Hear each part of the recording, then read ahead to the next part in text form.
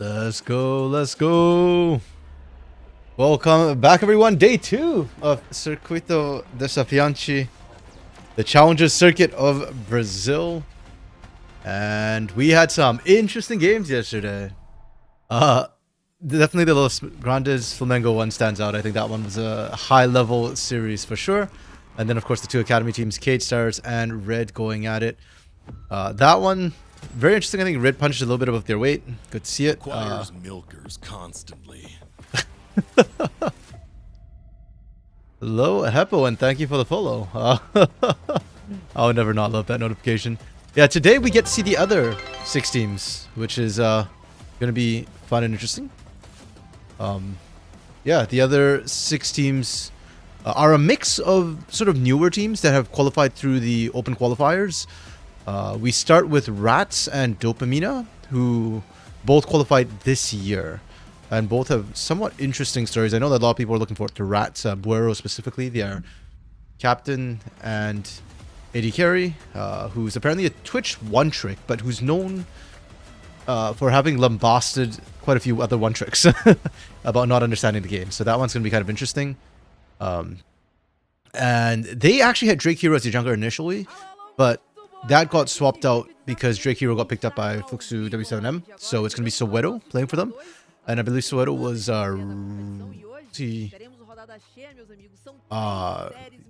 Flamengo or Tropa's jungler. Flamengo's jungler. Yeah, he's pretty good at team fighting. But yeah, he's not like Tatu or Drake Hero. He's not like hyper aggressive in the jungle. They're constantly looking for 1v1s. Much more team oriented, which is a very, very different look than Drake Hero. The other team, DPMN, was previously Chicago Bulls. They were forced to change the name because trademarks. Makes sense.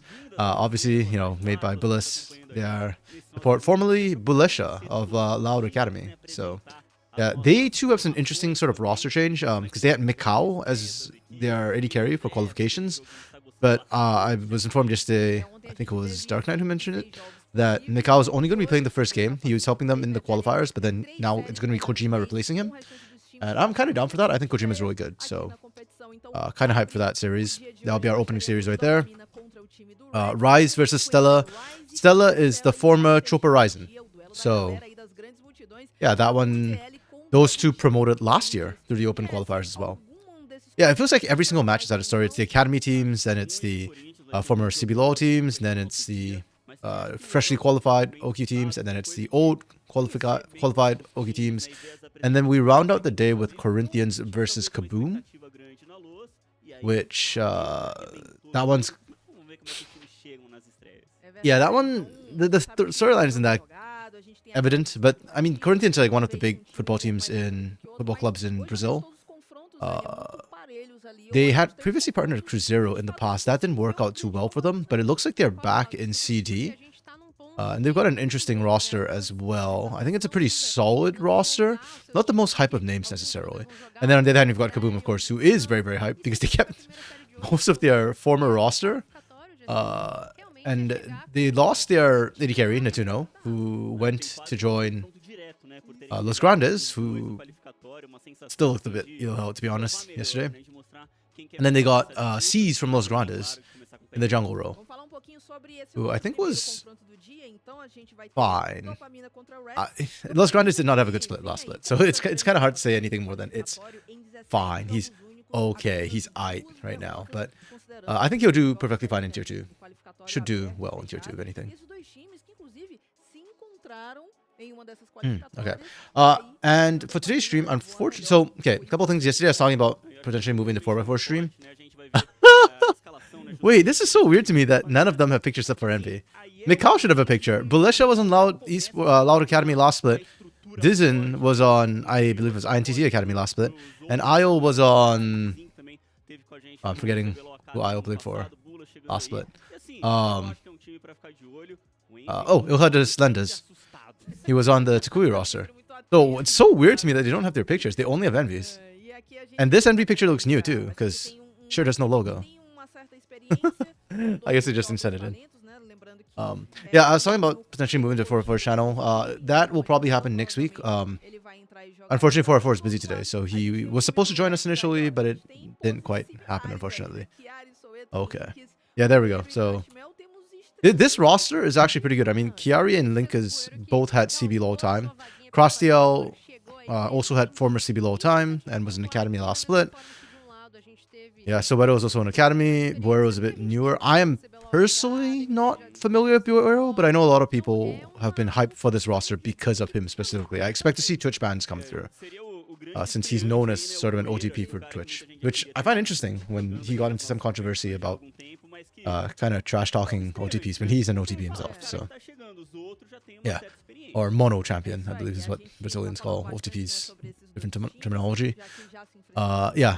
And today, unfortunately, on most Tuesdays, is one of the reasons why we're trying to get it over to 4 stream is because most Tuesdays I won't be able to cover all the games. Today is kind of weird. We're starting early because they're squeezing 3 series in, but normally even with the 2 series, I won't be able to cover the late series. So today we'll probably watch the first 2 series maybe, and then yeah, I won't be able to cover the Kaboom versus Corinthians. Unfortunate.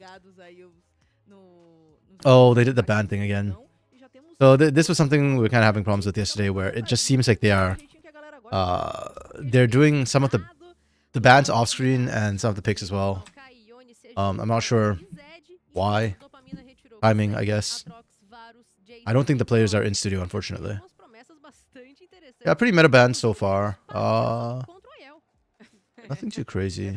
I'm glad they're not banning Vi. I really don't think Vi is necessary for a ban. This is an odd, weird first pick to me, Pantheon. I feel like there's so many high priority picks. Like Skarner and Rumble were both open, and they went for Pantheon instead. Like Pantheon has his strengths. He is very flexible, but I don't think he's that high prio. So I'm guessing RATZ is kind of favoring the flexibility. And like, you could have won Ashe Braum, which is probably the premier Ashe lane. Instead, they have to go Ashe Rakan, or they choose to go Ashe Rakan, which is weird. Again, Braum not banned. Very odd to me. This is already a really generally strong composition. Silas into Talia is an interesting one for me. I honestly don't feel like that's necessarily the best lane matchup, but Envy is a good Silas player.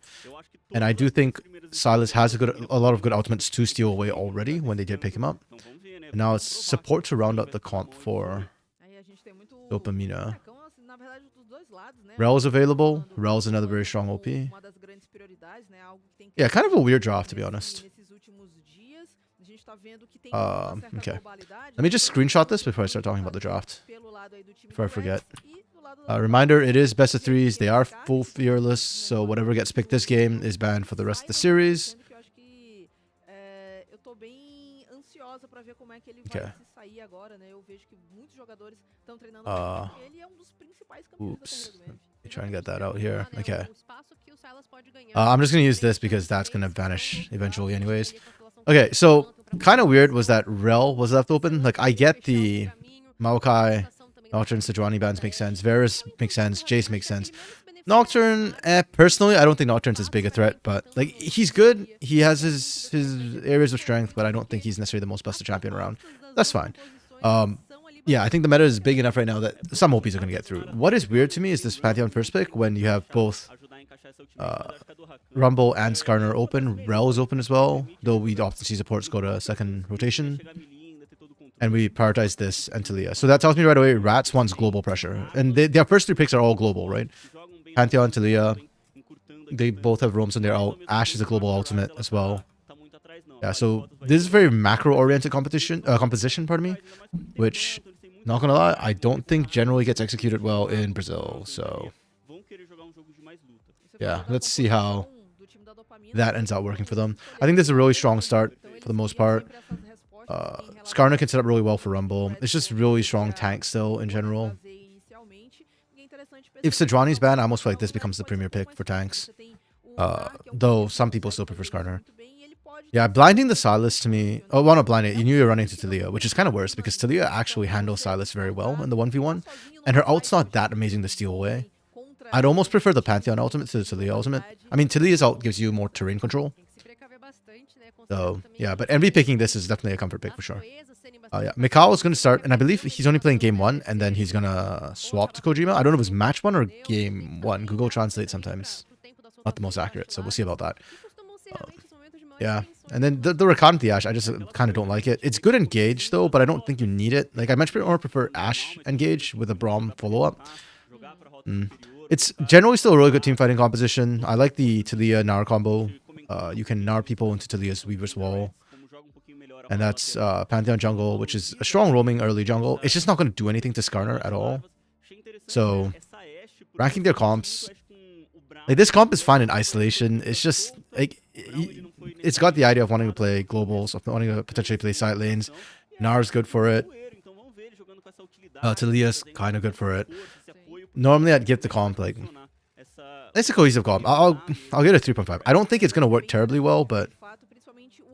I think it's a cohesive comp with a clear idea. If this is maybe in game 2 or game 3, maybe I give it a higher score. Maybe if I thought the players could execute better, I give it a higher score.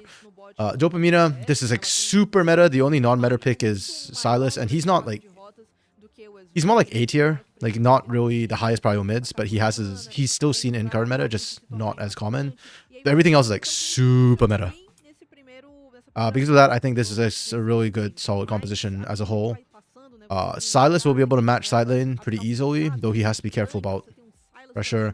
The Silas pick also can reinforce the Rumble if it comes to that, though I don't think Rumble is the best split pusher. I'll give this a 4.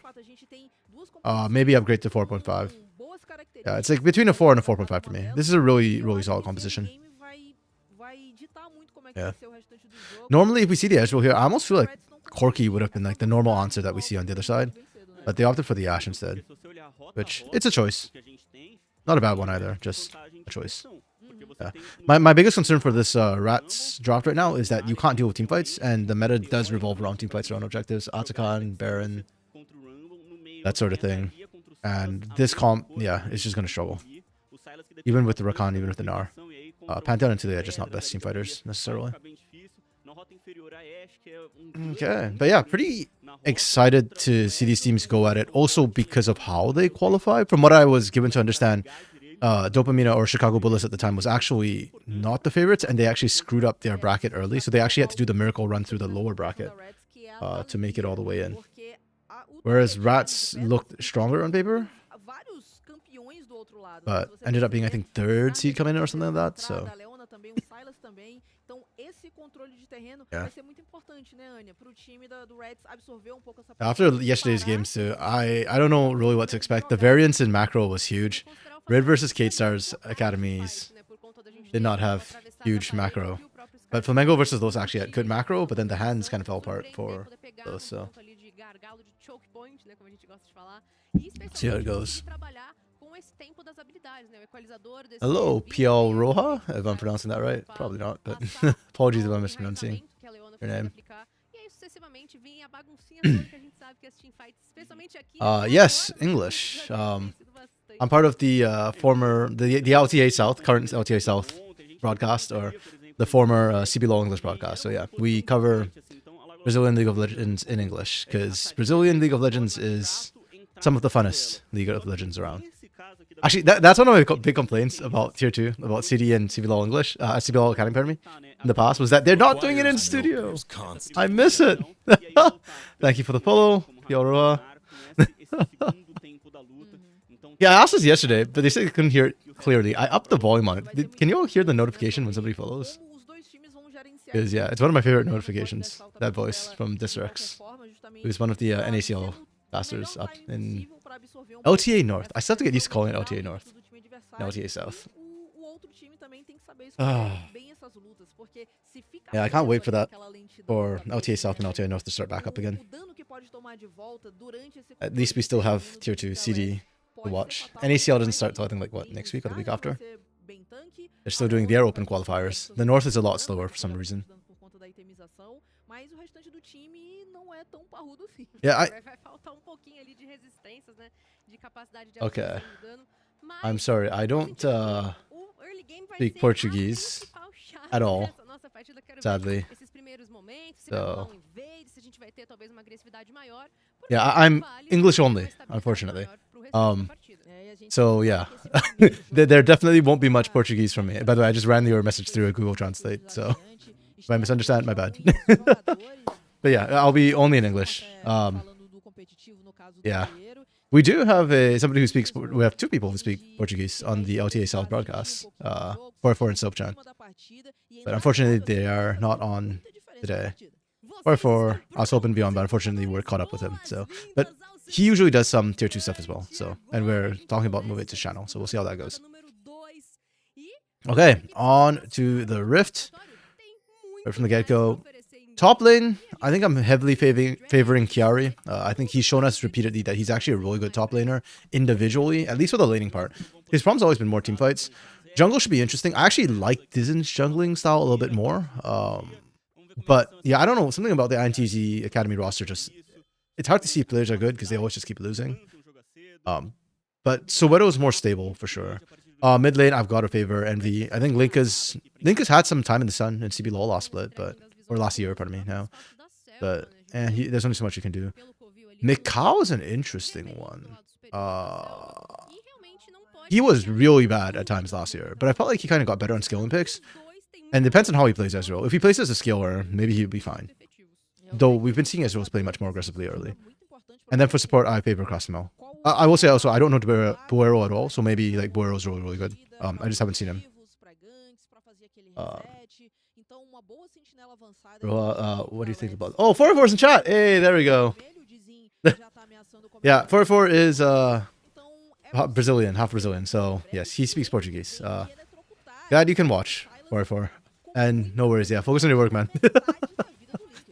Glad you can join us all. What do I think about the draft? I was talking about the draft when it came through earlier. I think RATZ is a very interesting draft, which focuses a lot on globals. What on earth is happening here? MV's gonna die. Oh, he's lucky of cooldowns.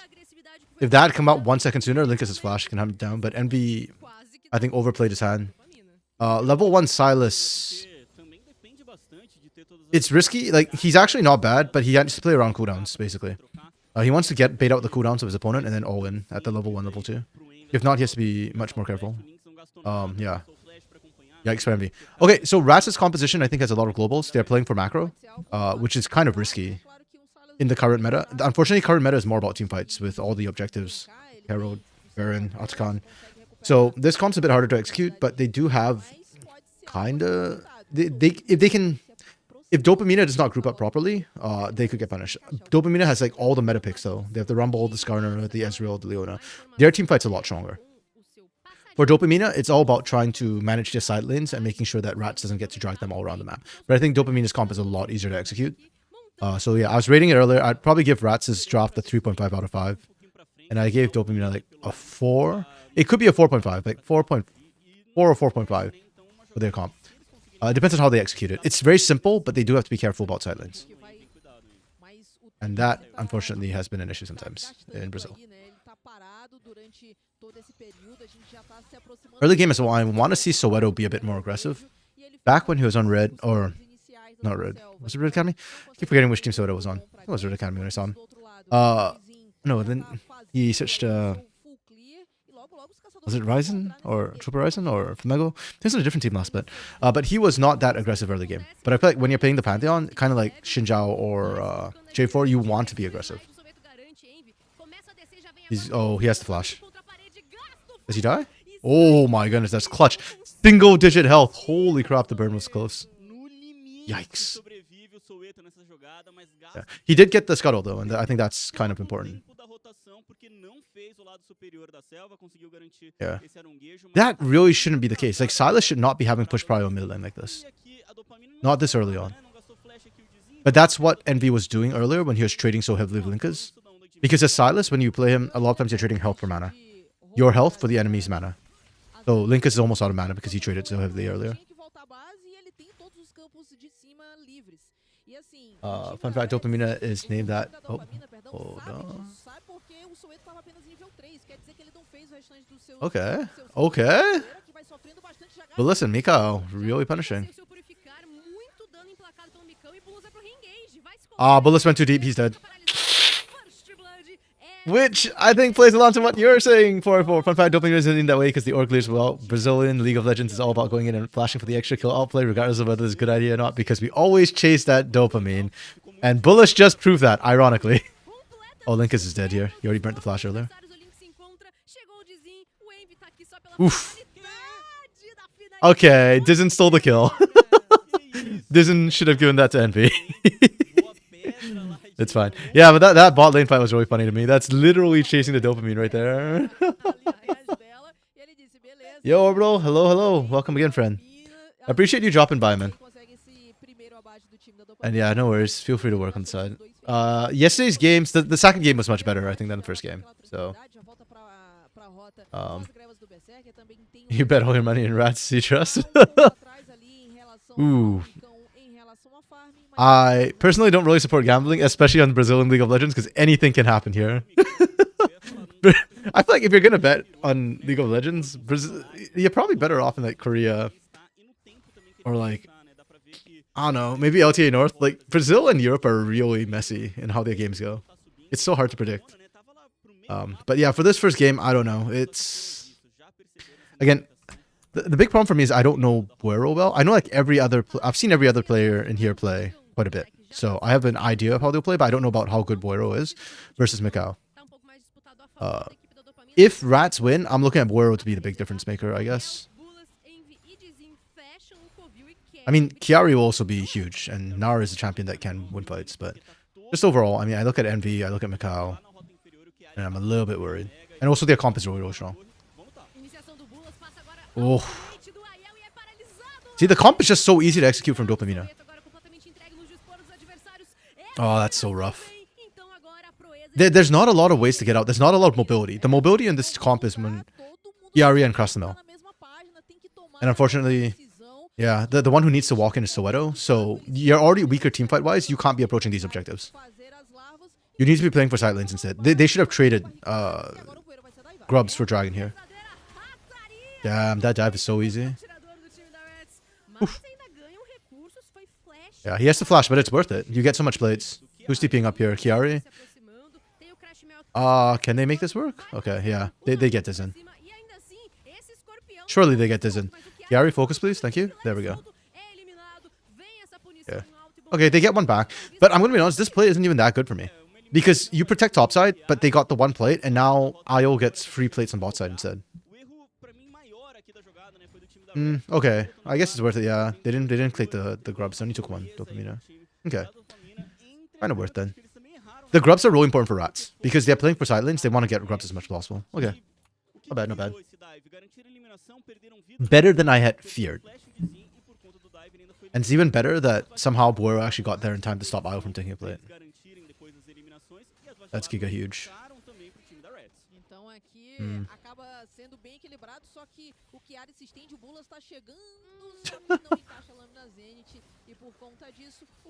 not sure I like this rotation.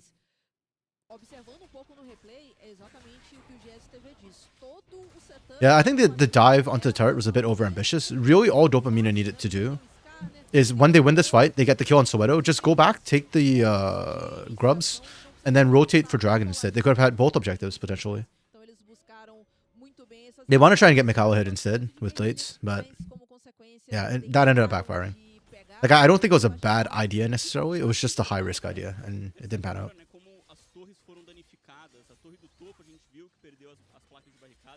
Yeah, DPMN needs to set up for this. I'm glad that Bulas actually reset on that top lane. If you just sit up there, it's completely pointless. Chiari can't TP down to the bot side. Mikau is running cleanse, not TP, so... But as long as you've got Rumble, you've got the stronger team fight anyways, so it should be fine. Oh, Link is taking way more damage than I thought he would. Does he die? Yeah.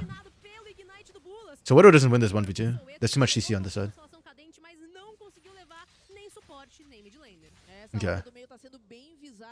Well, folks, looks like this game is going to be a much more bloody game and a much less macro game, which is really bad for RATZ because they've got the macro comp. Well, what do I think about Jose Deodo? I think Jose Deodo is really, really, really good.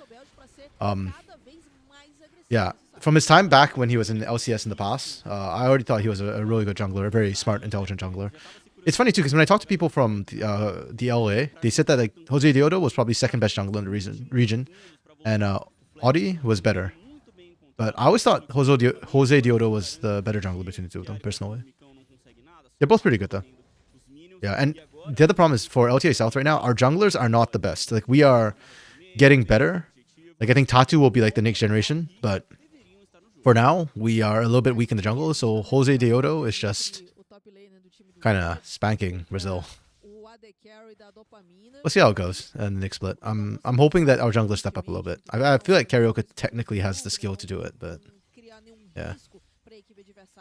It'll be interesting to see Shinny back as well. I think Shinny had a really good split 2 2024.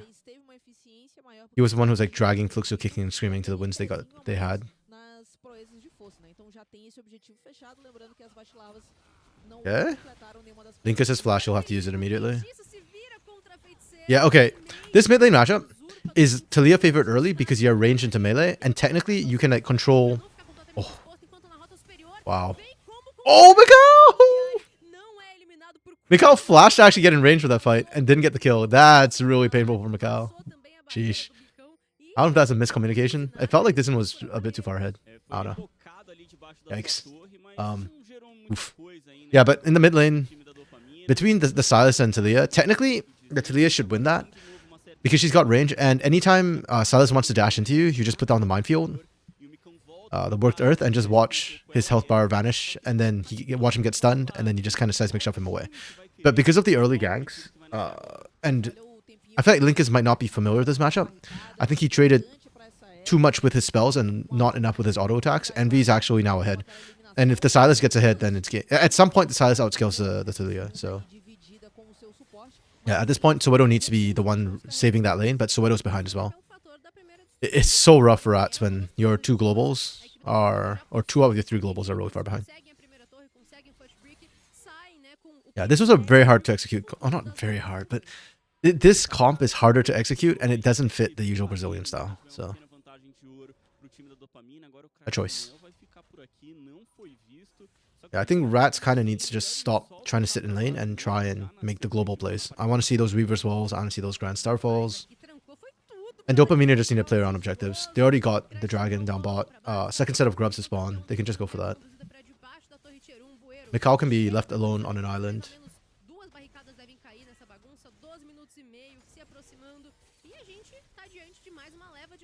Okay, we're seeing Bullis rotate up. That's a good sign. Crusty is still bot side. So there should be free grubs for DPMN if they go for it. I assume the casters are talking about it too from the camera pan. Yeah. Okay.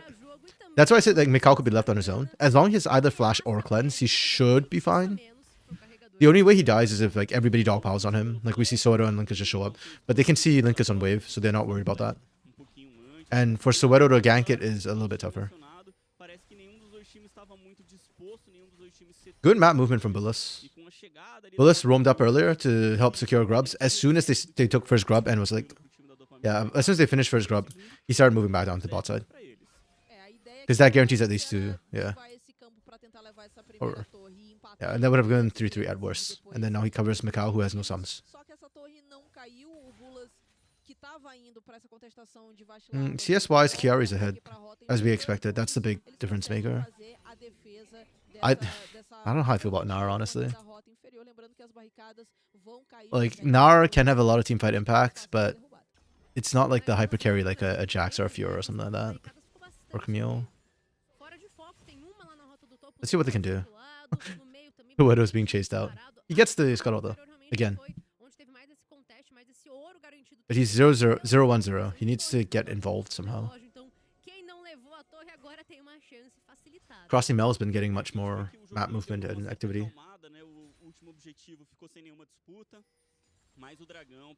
They got so many more plates. What's that? 2, 4, 3. They got 3 more plates. And they're still down gold. That's not ideal.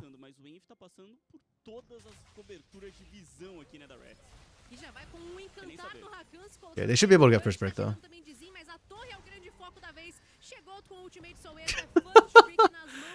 I'm actually surprised they didn't take the turret down and actually go on Envy here.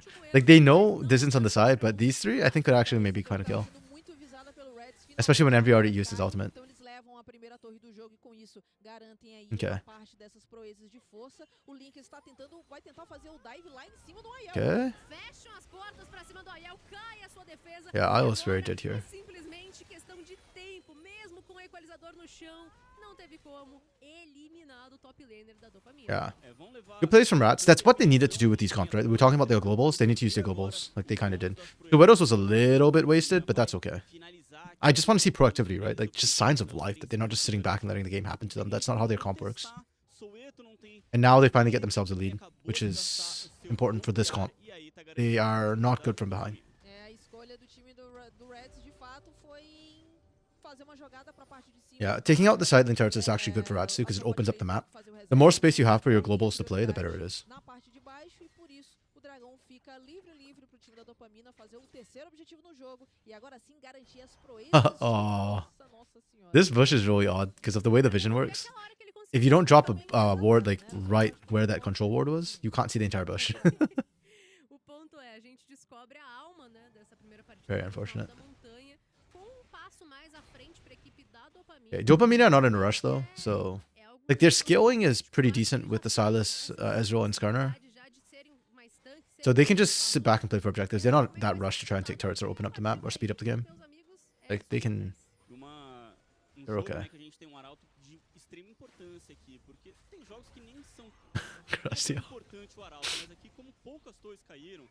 This is illegal though. Dopamina should not be letting this happen. They don't even have a ward in here.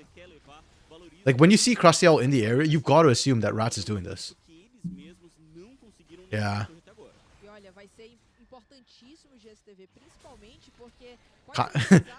A good play from RATZ, but also very illegal.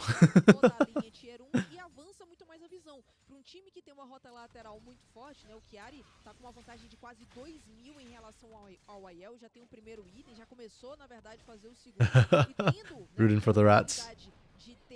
Yeah, I mean, the fact they got that was, like I said, like borderline illegal. And let's see what they can get with the Herald. Again, the more they can open up, the better.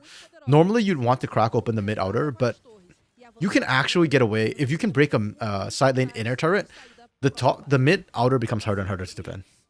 Oh, Linkus is flash. Okay. Yeah, he should be able to get away. Yep.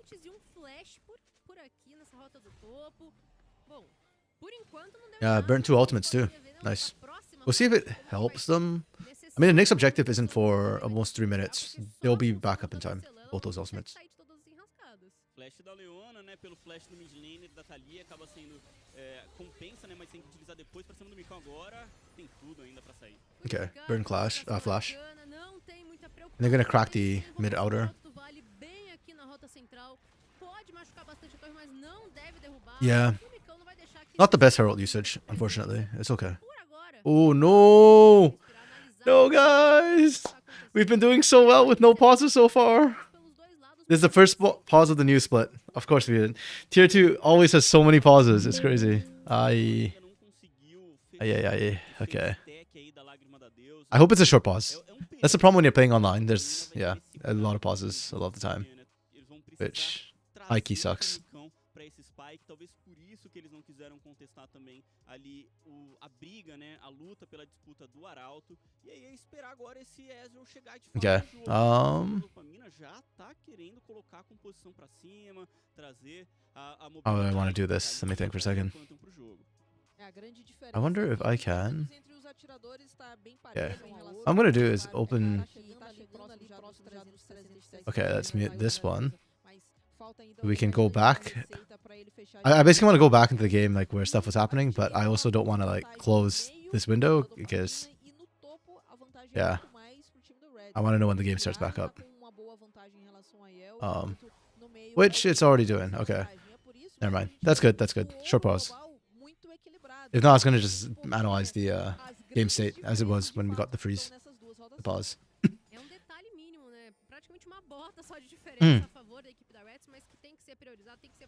Okay. Yeah, Dopamina are able to answer the side lane turrets. I was gonna say, that Herald in the mid lane, that was what I was gonna talk about. I was not super happy with the way it got used. They did eventually get the mid outer turret, but I feel like it wasn't necessary and it wasn't very effective. And most importantly, it took too long. Great seismic shove. That's why you picked the Thalia into the Silas. Like, it took them longer than they wanted, and that allowed Dopamina to respond. That's why we saw the top outer go down. Because Dopamina was able to set up, and they'll be able to siege up, and they're stronger, so it's just really, really tough. Oh, Mikao has no sums. And he finds the kill anyways! Like, how many members did that take? Oh, Graciel. Oh, the Impale missed. Soweto dies, though. Yeah. There's just a team fight strength of Dopamina, right? Like, if you're fighting outside of turret, you're just gonna lose. Yeah. What's... Oh, nice dash. What was disgusting to me was Mikao actually trading 1-for-1 in that situation. When you're getting ganked by 3 people to trade 1-for-1, that's illegal. That's not okay. Pain fans putting mustard on their taco. See, here's the problem, Lunar. First of all, welcome. Second of all, I don't eat tacos. I don't know how gross that is. No, I don't really like mustard, so. To be fair. Yeah,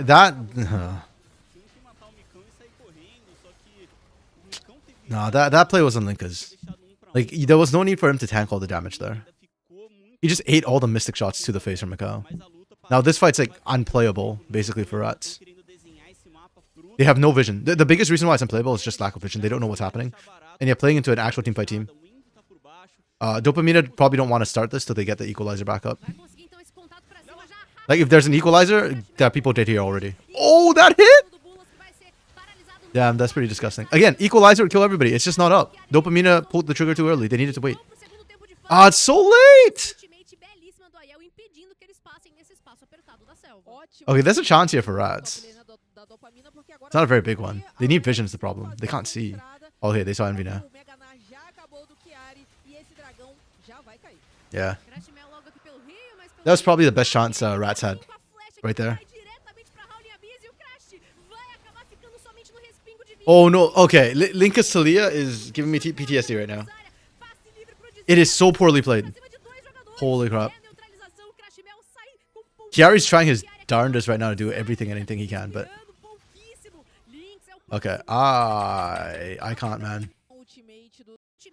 Like, this whole fight already tilted me. Because look at the beautiful choke points. Io could have just dropped Equalizer here. He could have dropped Equalizer here. But it's not up yet. They start the fight too early, and by the time it comes up, there's no CC to follow through, because Bullas is dead, and Bullas is the big AoE CC. Impale's not ready either.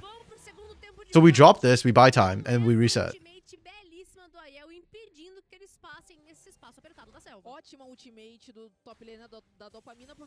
And they getting this is because they already had all the prior setup. There's no vision, so RATZ have to walk into this. But the next part that like completely screws this is watch Linka's. Linka's TP's back in here. And the Weaver's Wall. Okay, that was a nice dodge from them. But this Weaver's Wall right here. First of all, it's Krastiel needs to sync up. Krastiel goes too early with the battle dance. There's nobody who can pull up on Krastiel, so he just eats a bunch of damage for no reason. And then this wall. Linkus jumps the wrong way. Like, I understand you hop this way, because if you hop this way, Envy's about to body you. So, yeah, you can see Envy was ready to abduct right there. But when you hop away this side, look at the team. They're all so low. They were banking on Linkus splitting this fight up or helping from the side. Linkus does nothing. Like, he's not able to do anything. It's a 4v4. And Krasim already took way too much damage. This is such a freebie. Holy crap.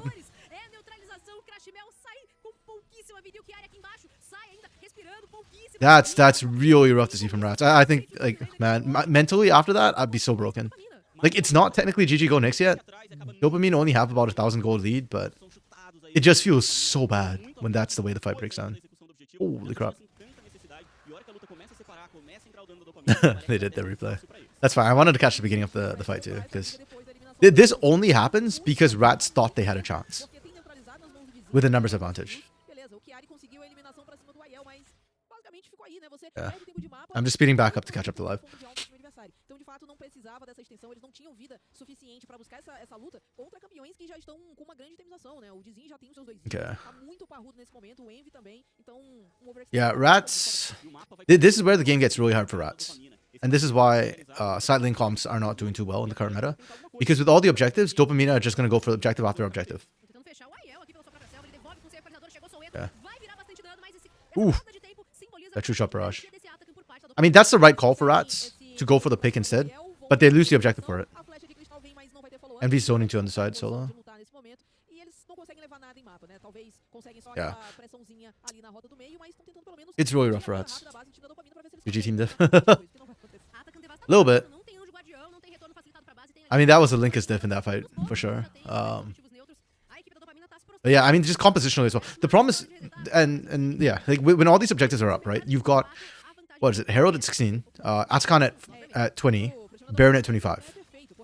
So the problem is, from fight to fight to fight, and then assuming you've got Dragon in between as well, you go from Baron to Dragon, back to Baron, and then back to Dragon, and they're just going to be bouncing back and forth, which means that there's constantly an objective to fight for. RATZ's composition wants to split push. Chiari's in a really good position if they can set him up to push, but the lanes get longer and longer. Roughly, to walk from base to lane is about 30 seconds. When you get tier 2 boots, I think it's about 20... Was it 22, 23 seconds? But as turrets go down, it takes you longer and longer to actually push all the way in. By the time you're hitting inner turrets, you're close to like 40 plus 50 seconds, which is enough time for teams to respond to you. Like, teams can just reset and walk back to here, and that takes like less than 20 seconds. So it gets harder and harder to split push, and RATZ needs to split push. They can't team fight. But every time they set up, it's going to take them like a minute or two to actually get the entire wave in. Because, yeah, that walking time doesn't include actually killing the minions and pushing it in. That's assuming you can insta-clear the wave. So RATZ's windows are so small that the rest of the team has to be able to hold at the objective. But when you're behind 1,000 gold, when they've got so many forms of engage, it's just really, really tough for RATZ. They need to play it slower, basically. And they need to get to objectives to get vision down. They don't have to be first to objective, but they have to be able to see what's happening to the objective. Lunar, every time I say RATZ, you think of the EU team. Not gonna lie, yeah, lost for tones. I wonder if that's why they call themselves RATZ. I actually don't know why they call themselves RATZ. They were playing under Tormenta for OQs.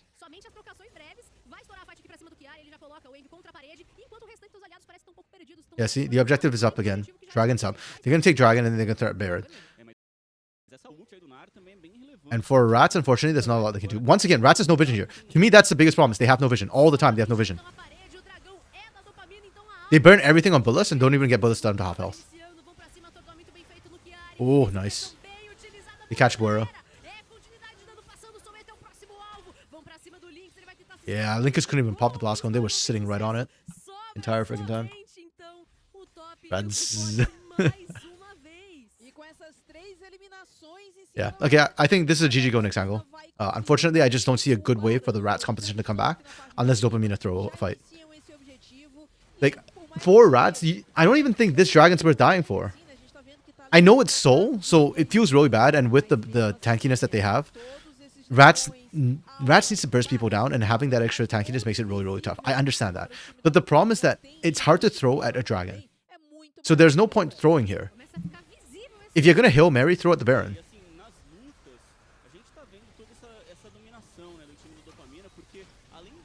Yeah, Chiari unfortunately was Mega earlier, so his Mega wore off when that play happened.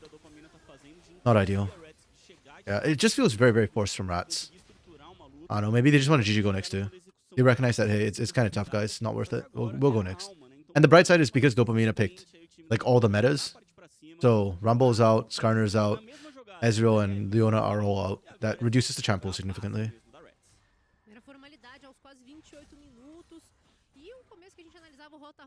Yeah, and RATZ can also get like a redraft. This was not it. It sucks a little bit that they used up the Gnar here. The Talia and the Rakan especially. I feel like Rakan's a strong support right now. If they wanted this sort of global comp, I would almost have preferred a Bard instead of the Rakan here. I think Bard has more range and can do a lot more what they want compared to the Rakan, because you're looking for picks anyways. Net of Ornn. We did see an Ornn yesterday, which did very well.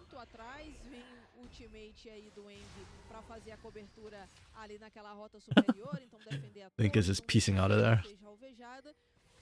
The thing is, okay, I know that like I was bombasting Linkus for his play around the fight, but outside of that fight, he's actually been having quite a bit of impact in the game.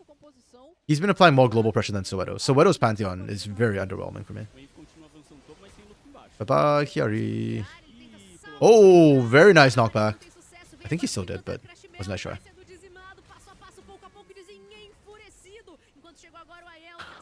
Of course, just Rakan things, right? Oh, they still killed Rakan. Nice. I thought he was actually going to get away just for con things. Yeah, that's game. They just push in. They've got Baron buff. Oh, Buero's so dead. Oh, the Impel missed. I don't know what it is with the Skarners. Yesterday and today, the Skarners have been missing a lot of their Impels. Like, it's missing. It's not dodging. Like, the range is... They're just not in range when they use it. For some odd reason. Okay. You know what? I appreciate what RATZ tried to do. Like, I think they picked the harder composition. But that's okay. If this was Academy, I actually prefer it when teams pick harder to execute compositions like bull comps and side lane comps like this, split push comps. But now Tier 2 is a little bit different. It's not about developing your players. It's about trying to get the guest spot. And remember who's got the guest spot, by the way. Tier 1, LTA South guest spot. That's Isra's Estral, guys. It's not Fluxu. It's not Leviathan. It's Isra's Estral. So, good luck trying to beat them. That sounds like a nightmare situation, not gonna lie.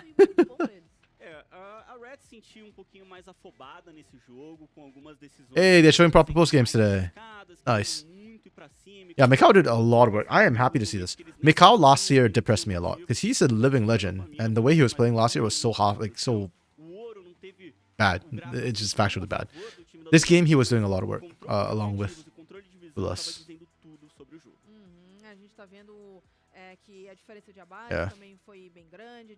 Yeah, I think DPMN played exactly to the win cons. They drafted well for the win cons as well. They're a team that obviously likes to fight, so just pick a team fight team. It's just that easy. Jogar a rota lateral acabou não acontecendo por conta de várias decisões dentro do jogo. Foi bem difícil porque o fator de ter o Chiari forte seria muito positivo, mas para onde a gente vai posicionar, sabendo que uma iniciativa de fight pode ser chamada a qualquer momento? Realmente a equipe da DPMN estava muito on point de sempre saber aonde iniciar, vai encontrar um alvo mais vulnerável, vai conseguir trazer uma eliminação.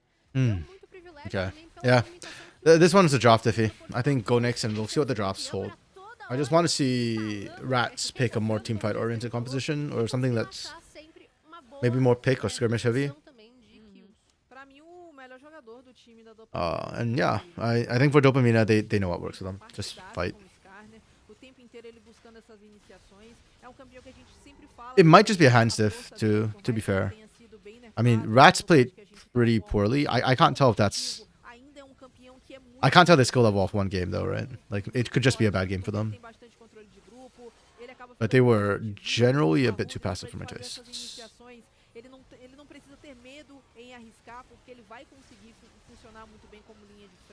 Tem uma ultimate muito poderosa também, então eu acho que o time da DPMN utilizou muito bem aí as movimentações do seu caçador, criou boas jogadas e principalmente, né, são os objetivos destacados desde o começo do jogo, né, GSTV, que acabaram fazendo muita diferença, porque colocou o time do RATZ tendo que lutar de qualquer jeito, como a gente tá vendo aí em uma dessas jogadas.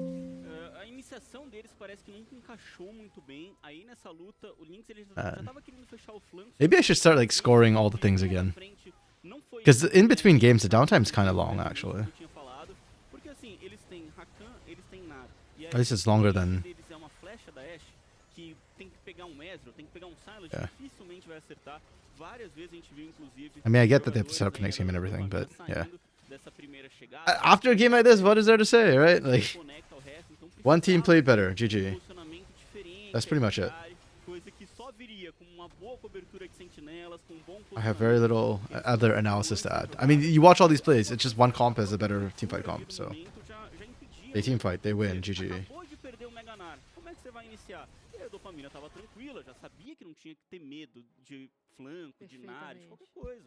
Yeah. I guess we can look at what OPs are still open for Game 2 draft. Because we talk about, there's still Rel. Sedge is still open and available. Yone is still open and available. Maokai Ivern is still available. Ivern. What else is open? Brom's still open. Porky's still open.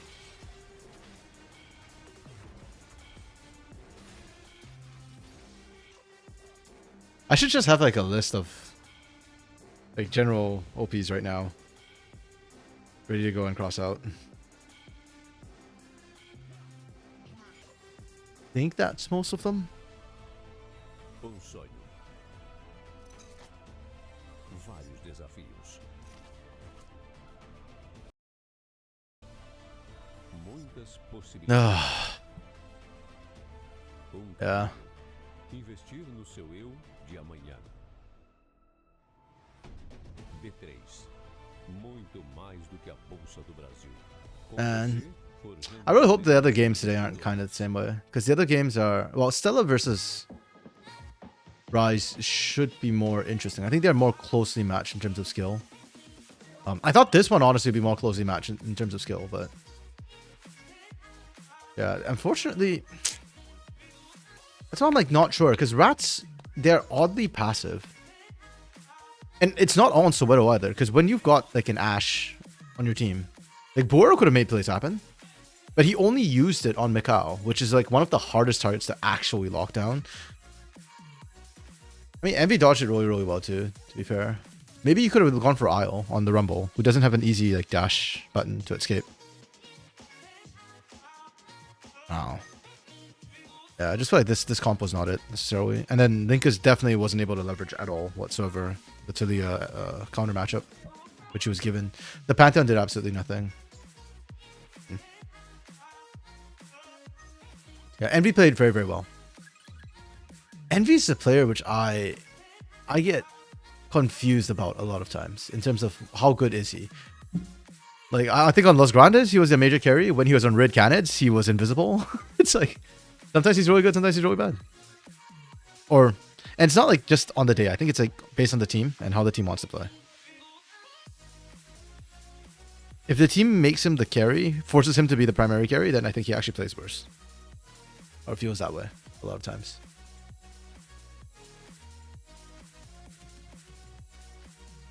I just want a good game too, man. Who are their coaches? Wait, if Shinny's coaching Dopamina, what happens if Shinny joins Loud? Does he have to stop coaching tier 2, or can you be a player and still coach tier 2?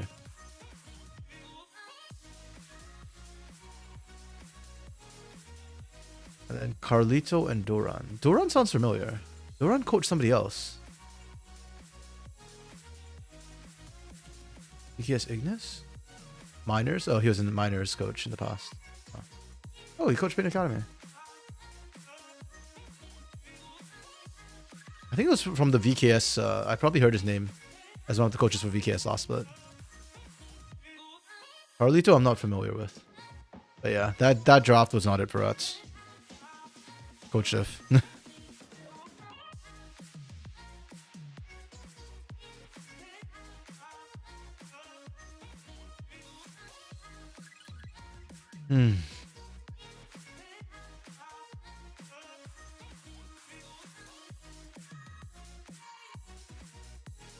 The music this split for CD is not as good as it was last split. Last split was a bop and a half. That stuff got you hyped.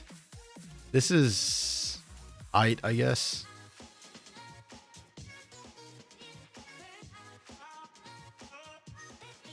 Not a huge fan of this particular song. But they've got a couple to just kind of cycle through.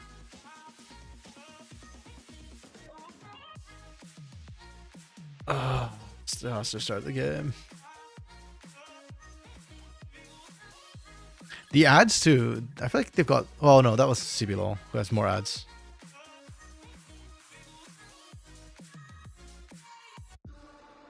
Okay. Give me the draft. I have nothing more to say about these teams as it stands. There we go. Hey! And we're getting hot dropped into the draft again. Because things, yes. Okay. Rare Aurora spotted. After her nerfs, I don't think Aurora is that OP right now. I mean, she's okay. I don't think she's necessarily first pick worthy. I do like this much more, though. The fact that you got MF with proper setup this time instead of freaking random troll crap. Okay, yeah, Poppy's a good pick in general. Vi needs a dive buddy with her, though. And Poppy is not it. What other options do they have? No lado vermelho, era o Varus, acabou passando. Corky's, assuming Corky's bot, they need mid and top. Pelo RATZ side, a gente tem esse first pick na Aurora, mas eu senti que uma prioridade grande seriam os caçadores agora, já que veio o Ambessa is banned, Jace is banned. Cassante is still an option potentially here. Porque a gente vê Renekton. a grande estrela, como a gente pontuou, com aquele seu escorpião muito impactante, conseguiu I mean, there's always Jax Camille as well. auxiliar muito nos objetivos. E agora pra segunda But yeah, something needs to go diving in with Vi here. parte do time da RATZ. Excuse me. Tô aí montando Dopamine are looking for porque solo tá plus conquistado do lado support. da equipe da Dopamina, ter essa Miss Fortune, ela precisa Good de um rail ban. suporte que vai trazer esse hard engage, It could still be Alistar, it could still be Nautilus here. Heck, it could still be Braum actually. If you pick up Braum here, it's almost to deny it away from the other side more than one. Like, it's okay with Misfortune, and your primary engage will be Wukong, so Braum can do follow up great, but yeah, Braum, Misfortune don't inherently have synergy, so it's more of a takeaway. They ban Olaf. Okay, wait, yeah, it's Io. Right, makes sense. Io has a nasty Olaf, and it could just run through the Poppy, but I also don't feel like it's that big a deal. I would rather have banned away like Nautilus here, and then pick Braum. I think that would have been the best here. Pick Braum. Please pick Braum.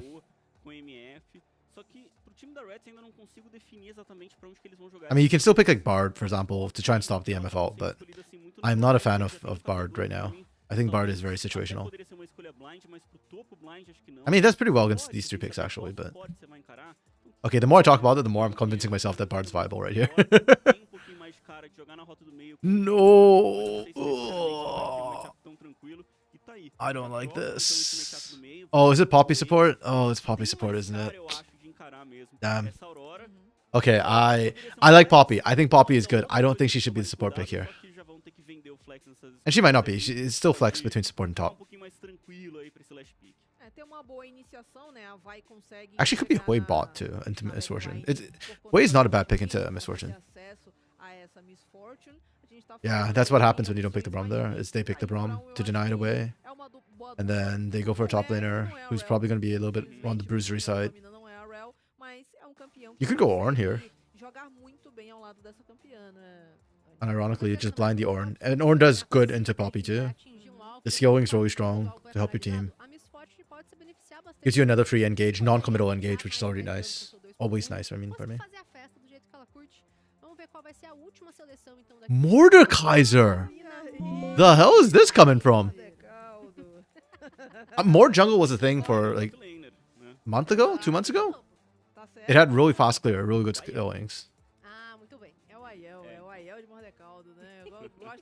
Yeah, this feels like out of left field.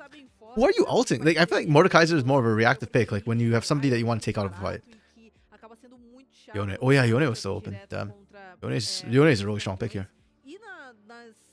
Yeah, so it's support Poppy, Yone top, Hui mid. Oh wait, let me screenshot this before I forget.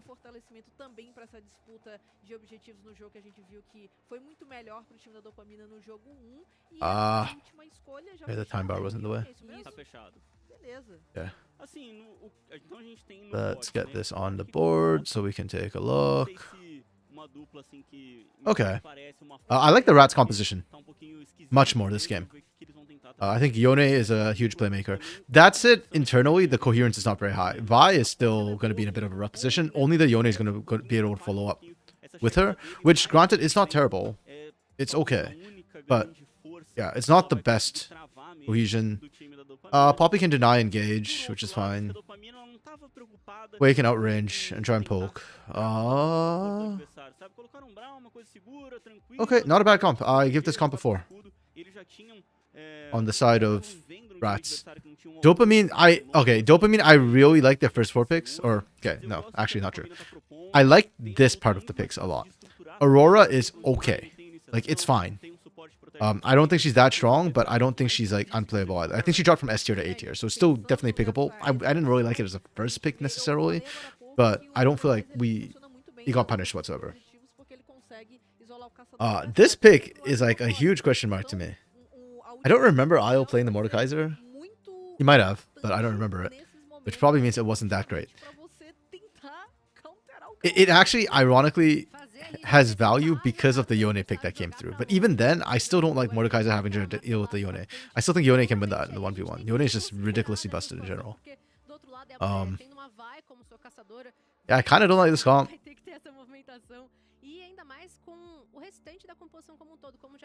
Yeah, I think, yeah, I'll give this comp a 4.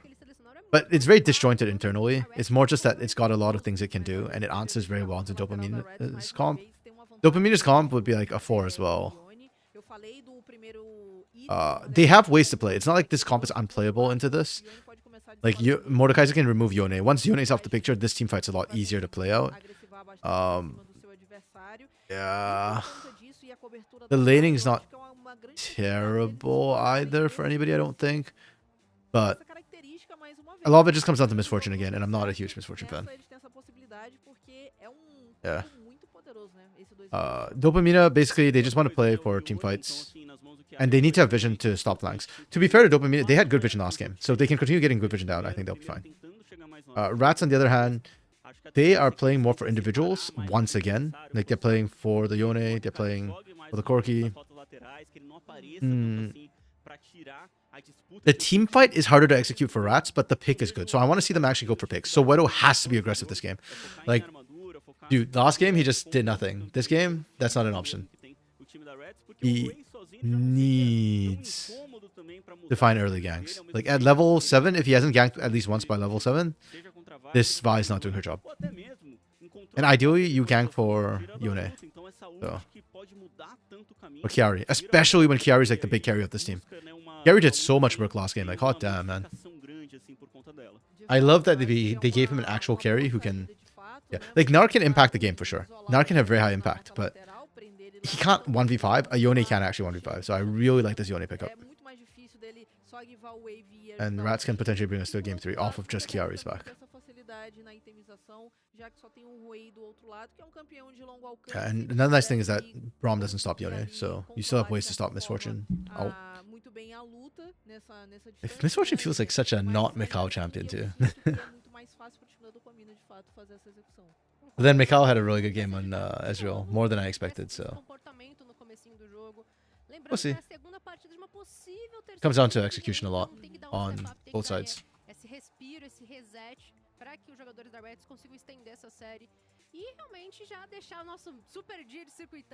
Technically, Dopamina's comp is easier to execute.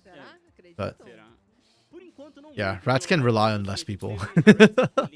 Like, even if his team low-key ends, I think Chiari can still potentially 1v5 on Yone. So as long as he executes, right?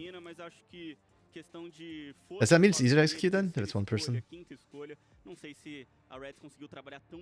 I noticed they're all wearing black shirts. Was this what they were told to wear for their portraits? If they don't have a team logo? If they don't have a team jersey, just wear black. Also, kind of sad that they're they didn't pose as funny as they did yesterday. I think it was Kate Stars Academy, which had the really funny poses yesterday. I missed those on Media Day.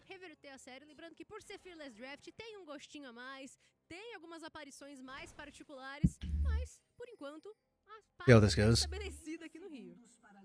I'm not expecting too much craziness in the early levels. Maybe the side lanes might get a little bit crazy, but Linkus and Envy went nuts last game. Like, watching Envy almost die there was kind of crazy. I mean, he knew what he was doing, but just having to burn the flash early felt really bad. And I did not have confidence in him. Maybe they went to a funeral before. All the teams without logos went to a funeral before. The death of CB LOL, was that the funeral they're attending? Also too casual for a funeral. That would be like black suit and tie. Though wearing a suit in Brazil would suck. It's too hot to be wearing suits down there.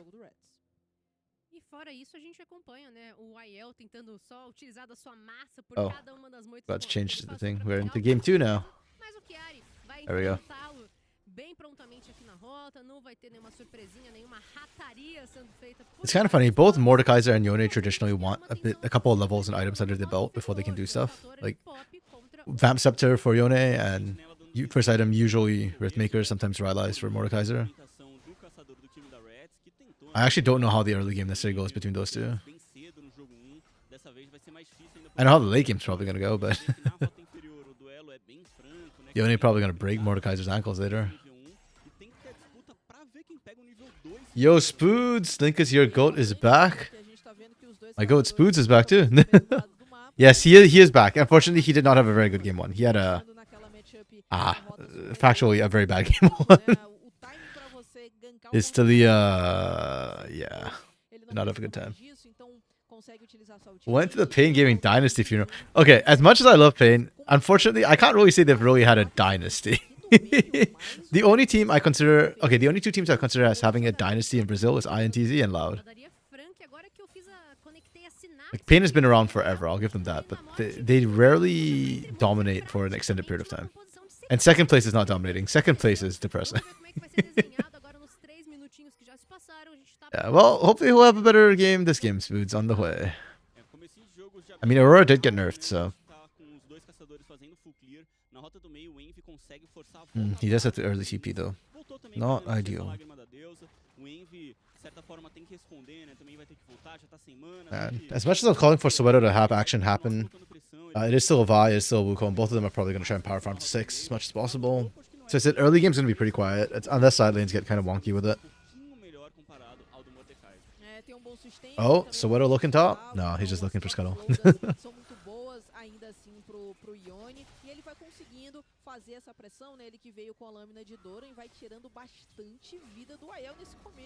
Okay. Io playing with the shield and conk. That's still so scary. Yeah. This isn't Soweto. I love how this was just like standing there like he's the clone. Trying to fake the clone animation. Actually looks kind of convincing, not gonna lie. Oh wow, Linkus. Perfect fear too. Spot on the, and I think this one was still invisible at the point when he started casting. Very nice. Yo, shots just being traded and missed. Okay, bot lane is dead even. 27 to 27. Mikao buying the Cull on Misfortune. That is an interesting choice. My goodness. I don't know how I feel about that. Like, a lot of times you pick Misfortune for early strength. She has one of the stronger laning phases and trades. So it's rare that you see non-combat stats being picked up and just investing. Her scaling is not that good either, so. Linkus is losing to a siege minion. That is why Linkus lost that trade. Like, actually, is because of the siege minion. If not for that, he wins that trade.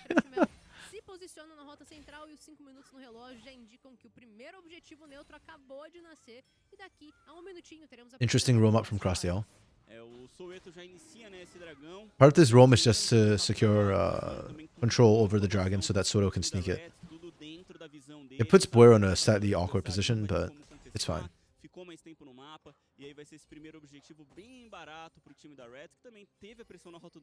Yeah, their job is just basically to try and cut off this area so that Bullas and Mikao don't check the dragon. They're trying to sneak it, which is nice.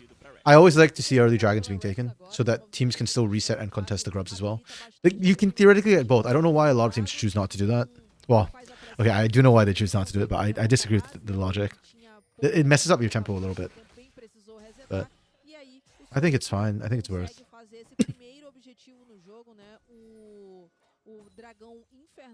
I think teams have forgotten and need to get back in the habit of actually getting that vision down. That dragon to make sure sneaks don't happen. Yeah, RATZ have full vision, by the way, of this happening. They're just opting not to go and contest this. Yeah. So that's what I mean by about the tempo desync, because when you take dragon, you reset, you come back out. Usually because the first dragon that goes down is not going to be a team, like a huge team effort, so it goes down a bit slower. So if you go for that dragon, in a way, you're low-key betting that the other team doesn't know and won't go for grubs on spawn. If they do, then you trade. But that's why I feel like you should do it, because if they do notice it, then you trade. But it's still 1-for-1. If they don't notice it, then you have a chance. Whatever that percentage is. Even if it's like a 40% chance, that's still, you know, a higher percentage play of getting both.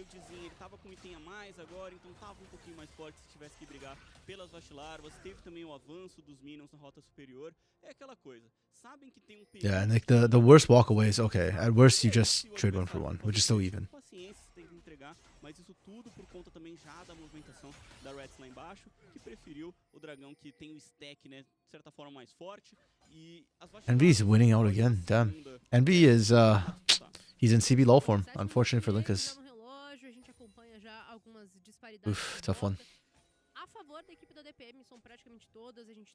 Okay, so Widow 6. I want to see a gank come through from this Vi, man. Problem is which lane you go to. Mid lane needs more poke first. I don't think they have enough to 70-0 Envy, 60-0 Envy.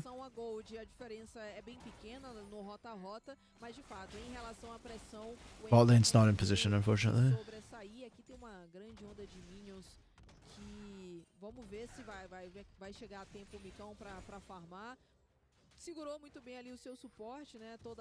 Top side, Isle has already hit 6, so Soweto trying to gank the top lane gets kind of dicey. I mean, I still actually think that's the lane you should be trying to gank, because even if you don't get the kill, if you get Chiari ahead enough, Chiari's the big win con for RATZ this game. Because you look at the other, sure, like Soweto should be primary engage as Vi, but that's a single target lockdown, whereas Chiari's actually got an AoE CC with a ton of damage to boot as well. So to me, this Yone is still the big win con for RATZ. So you want to accelerate Chiari as much as possible. And so even pre-6, I would have liked to see Soweto gank. Like, I get that Vi's like to power frontal 6, but you can't be that rigid in your thinking. You got to look at your comp and the enemy comp and what they want to do.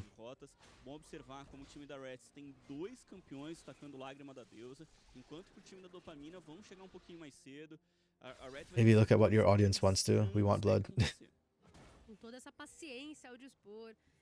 Slow start to this game. Okay, level 7 for junglers, and they haven't ganked yet. I think that's terrible.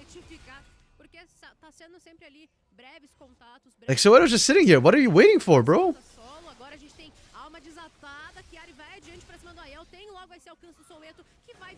And yeah, I feel like Soweto... Okay, Soweto's sweeper is not available, but probably should have been looking to try and sneak in that bush and watch Isle's reaction.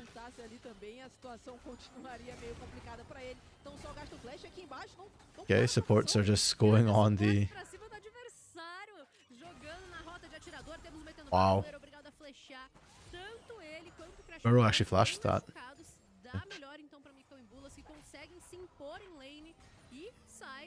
I almost feel like Burrow have been better served in that situation, flashing diagonally forward, so he can put down more damage to Mikau. Like, Mikau would have to cancel the ult almost instantly if that happens. And Bullas didn't have shield available. Unbreakable was already used. His cooldowns were all off, all on cooldown at the point.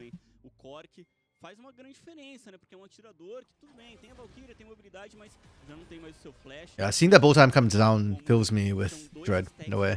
Because that means we're going to wait for that ult to come back up before Dopamina looks to make a play on the bot side of the map again.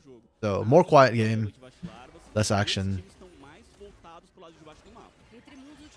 Oh, if that had hit, maybe they could make something happen.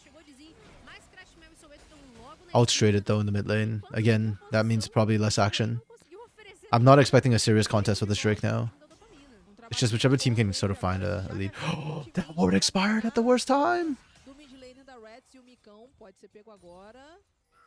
Oh, that is so unfortunate for Mikau. Holy. That's such bad luck. The ward literally expired. No way Soweto knew the time of that ward. You can't even blame Mikau. Like, who expects you to literally lose vision right at the critical time? That is crazy. Yeah, and that's just going to see a trade of objectives again, though. As we expected. I mean, teams aren't going to contest, look for the big fights when they don't have their big ultimates and cooldowns available.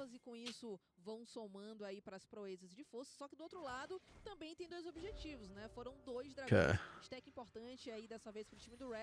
The kill went over to Burrow, which is nice. The actual carry gets it. objetivos, não deixou tudo de mão beijada pro time da Dopamina. Agora é a gente observar esses próximos movimentos, Oh. porque em relação a Oh. apenas um abate que Again. Linkus just can't see the hit. That's so unfortunate for him. Yeah, Dopamine gets all 6 grubs. I feel like RATZ would wanted the grubs more because they have better split push threat with the Yone later on. But nobody's gonna complain about extra pushing power, right? Elas vão sendo bem danificadas. Vem dando verdadeiro, vem as vastizitas, né, com toda essa fome do vazio. Teleporte aqui na parte de cima do mapa. Chiari, que acabou de fechar a sua espada do Rei Destruído, já vem pro combate. Vai pra cima do Aiel e já é recebido. Okay, actually this ends up being really good. Mas o problema é que o Soweto tá esperando a saída, esperando logo aqui na maior proximidade, debaixo da... Oh, really well played. Really nice. Okay, Soweto on this Vi's looking a lot better. I thought for a second that Chiari pulled the trigger too early, but actually it was perfect timing because he baits out the Death Realm. And because I was in the Death Realm, I can't see Soweto showing up to the top lane. That means somebody else on the team has to call that out for him. I mean, I assume they did, but the problem, yeah, it's really hard to kind of figure out where everybody is. And not Envy, sorry, Soweto timed that Vault Breaker to perfection too. I mean, he's fully charged, he knows that he can go any which direction, any which way. That's perfect. Okay, now sending Envy up to match Chiari right now. That's a little bit scary. With the Blade of the Ruin King, Yone can actually outtrade the Aurora. Yeah, like that. Holy crap, that's without ultimate. He almost won one combo Envy. Yeah, that was my concern when watching the Aurora lane swap. This is a rough lane. Like, you pick Aurora into Yone for the early game, but Aurora has to body Yone and keep him down. The moment he completes that one item, it gets really scary for Aurora. Like, she can still win, but she has to dodge the engage. If any of those dashes, the knockups lands, Aurora just gets absolutely popped. And for the Mordekaiser into Hui, like, that matchup isn't even that favorable for Mordekaiser either. Like, in the long lane, it's fine, but Hui just kind of wave clears and then doesn't interact with the Mordekaiser. Also, IO built, not Ninja Tabbies, what they call it, Pated Steel Caps. So he's got armor, not magic resist, so he actually has to eat the poke that Linkus puts down.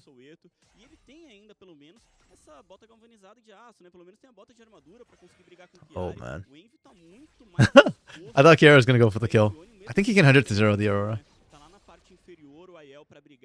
Contra o Ruei do Lynx, não sei se é a melhor maneira, o melhor caminho.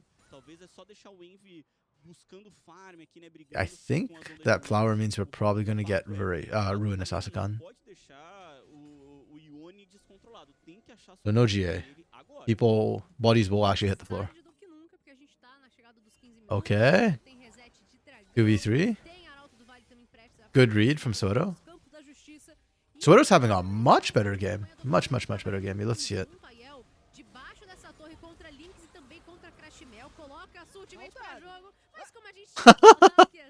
That interaction's funny. The airtime's pretty long still, though.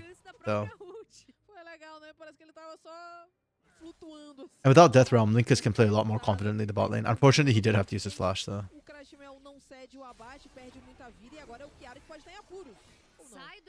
Chiari's so dead here. I mean, it's a 4-man gank. It's just how much time can you buy, right? Yeah. Well played from Dizen. Good prediction. RATZ get first turret, but Dopamina... Oh, they don't even get the turret? Surely they get it on this push, right?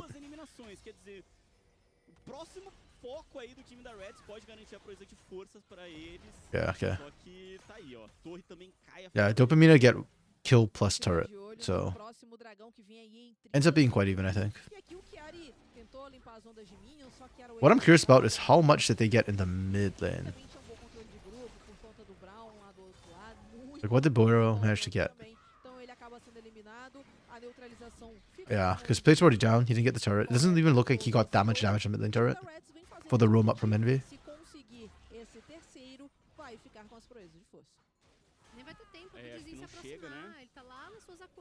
Yeah, pretty even game so far, surprisingly. It feels like RATZ is much more in control, but somehow the gold's pretty much even. Oh, Soweto's in trouble. Oh, thank you for the leash, Dizen says. Temos então as proezas sendo totalmente divididas. Vai You see, here's the problem, right? Brasil. É, então, RATZ is skipping steps. Both these teams are skipping steps. contra o time da Dopamina, então tava Soweto was trying to sneak away dois the Herald without, and he did that for the first dragon as well, right? Like he just kind of goes in, but he doesn't have the wards outside to let him know when people are coming. So it's a little bit risky. By the time he sees them, they see him, Bom, ainda assim a gente acompanha que a vantagem and so all that word gets put in, and Dopamina get that for free. mas ainda But it does feel like RATZ is still a bit more proactive. Like I don't think I've seen Dizen really set up too many plays. There's the topside dive, and I think that was about it. solo, hein, Vilinks. Agora se estranhando pouco, Ruei contra Aurora, Aurora contra Ruei, desespero Oof. vertiginoso ticando. Os dois saem machucados, mas Full ninguém combo. sai eliminado. They are very trigger happy with the ultimates here from the mid laners. I don't hate it, just noting that they both like to press R a lot.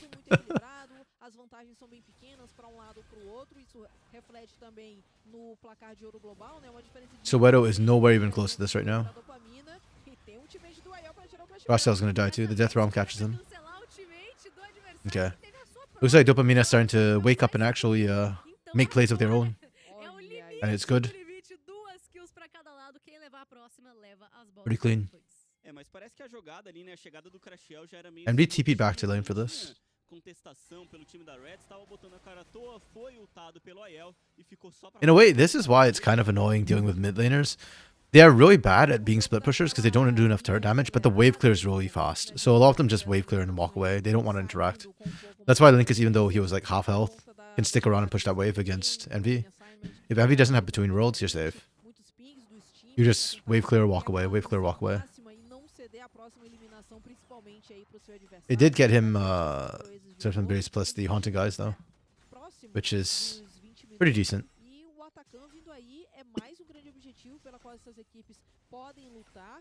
E vamos ver se tem alguma movimentação diferente, porque eu tô Yeah. vendo o time da Dopamina I think the querendo parar o next big fight we'll see will probably be a team fight, or já tem not rota, the next big fight. já The next fight we see will probably be a big team fight, pardon me. And that will probably decide how this game goes, because it's very, very even so far. Ação que tem acontecido a todo instante. I'm actually surprised that Dopamina has a bit of a gold lead, Já destruiu a and I almost feel like that was because Soweto uma pressão kind of screwed up the last couple of minutes where he got the Herald taken away from him and then couldn't reset in time for the Dragon. trocações de visão. But besides that, the teams are pretty much dead even, so... Pelado, muito às claras. Items-wise, they are pretty much even too, which is the critical thing. Gold is a nice indicator, but you get gold to buy items. Oh, Cross Mel, not like this! Mas escapa do Entremundos, uma ultimate He trades Flash for ultimate. Mas So generally, né, do Crash, então we usually consider that like a win for whoever uses the ultimate to bet the Flash, because the cooldown of Flash is so much longer. But segue actually, sem ter muita in a ameaça nessa rota. if you're gonna fight in the next like however many seconds while that fight's down, while that ult's down, sometimes the ult's more valuable than the Flash. So if they can force something on Dopamina before Between Worlds comes back up, then that'd be a win for them. But Tá sendo incômodo, é nele mean, que this- estão apostando what is this? agora. É, ele Atakan? tem It's Atakan. participação, ele Yeah, tem Atakan's the only objective coming up, and you, jogadores, a gente viu it's too strong for you to force a fight around it like that. cima, e o Bulos estava junto com ele. Então tudo isso Bye, Shelly. aí cada vez mais, né, pra tentar parar o Ione que tá conseguindo mandar na rota lateral. E a gente viu o Arauto fazendo uma breve viagem ali na rota do meio. Temos agora uma Oh, good flash from Envy. buscar essa terceira Is it enough? Yeah, it is. kill. Chegou de Really good flash from Envy. não trouxe a finalização, vem o ciclone, vai rodopiando pra tudo Oh. quanto é lado. É proeza de guerrilha pro time da Dopamina e vão pra Okay, but Chiari dies here. punição, mas Yeah. imediatamente a All of that starts from the flash that Chiari Primeira did. essa eliminação por So sorry, Envy did, so that Chiari couldn't follow up the initial dive from Soto. das botas. Dopamina, okay. You know, Dopamina actually just look like they might be better individual players a little bit, Core que ever so slightly. não terminam ainda as visitas. Ai, Micão, não, Micão. Oof, Ai, meu that was Deus. fine. respiro derruba essa torre. 78. Yeah, on the side of RATZ, Chiari's better, Pra bater na torre. but everyone else feels like they're falling slightly behind. Like Soweto, I like that Soweto was very proactive this game though. I like his early moves, but his mid game's kind of falling apart, and Dizen's been able to just reap the benefits. Envy is outclassing Linkus. The AD carries have been pretty quiet though this game so far. Absolute joinha. Micão decidiu que ia levar a torre e levou. Tranquilo. Com Yeah, right there. This flash here, oh, that broke ankles. essa rota super And because of that, yeah, they couldn't quite get the burst damage they needed to get down. Chiari snapped back. Chiari aí, Soul got bound. Soweto não conseguiu fazer nada lá. And they had to like dive really deep in for this. Acabou indo This part too, the fact Envy continued, like, Envy does go down, but he's dead to rights anyways. The fact that he got almost half of Chiari's health bar, and Dizen's going damage Wukong, not tank Wukong, meant that, yeah, Chiari could only find the one. And that sets him behind. The entire time that's happening, by the way, Io is just farming. At that time, he was just farming bot lane. So he's getting a lot of CS. He's becoming very relevant. I still think Yone beats the Mordekaiser, but everybody else does not beat the Mordekaiser. Começou a chegar, mas já acabou desistindo. Tava esperando o controle, essa dominação na rota que o Envy poderia oferecer. Chiari sai muito machucado, vai desatando, vai se movimentando, mas ainda assim. We burned 2 ultimates for that, for a flash from Chiari. Chiari still has ult too, and he's got lots of lifesteal in pocket. No, Soedo, don't do this. Soedo cannot solo this. Melhor não ir muito mesmo não. Chiari finalmente gastou seu flash, né? Ele que acabou sendo eliminado sem ter tempo de flashar, porque tava sempre trocando dano. Dessa vez o flash ajudou bastante, colocou ele em segurança. Só que quem vai chegando primeiro aqui pra cobertura do dragão é o time da Dopamina e eles precisam disso. Já são 2 dragões a 0 pra RATZ que tá se apresentando. Oh, is this finally the big team fight we wanted? Nope. They can't. Man, RATZ just can't engage. Like, Soedo and Chiari are usually not there. Now they're finally there, but like Crastiel had to tank initial bursts of damage already. And now Dopamina don't want to fight. What is going on? I mean, Envy's half a world away, I guess, but... Jeez, what a weird game. This is CDOCK more than anything else. A lot of times, like, we have low kill counts, but it's like the teams just couldn't finish off the kills, but they're still scrapping. This one... Yeah, we've not seen a single big team fight. It's just all small skirmishes and ganks and sidelines and stuff.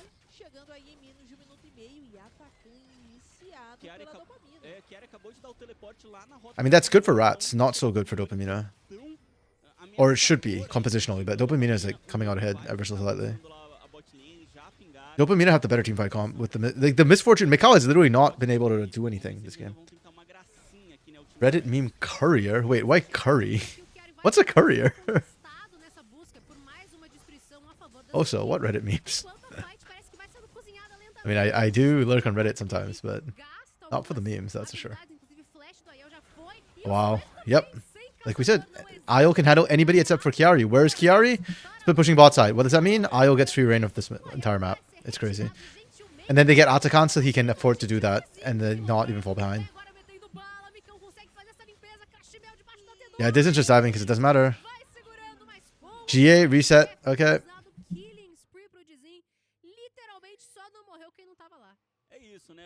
Yeah. I'm glad Dopamina finally grouped up and just forced something. They have the better teamfight composition. But I think RATZ... Yeah. RATZ kind of misplayed their lane assignments. Right? There's no TP for Chiari, there's no TP for Linkas. You can't just be split pushing like that for no reason when Atakan's up and available. And if you do choose to do that when Atakan's up and available, then the rest of your team needs to not try and contest it. Like, they need to just reinforce the push instead. And just go like 4-1. Or something like that. And just completely abandon Atakan. Like, get vision if you want around Atakan. That's perfectly fine. But just don't... Yeah, because you look at this, it's a 3-1-1 situation, right? And you don't even have vision approaching this area. You were late to the move. You saw the control board.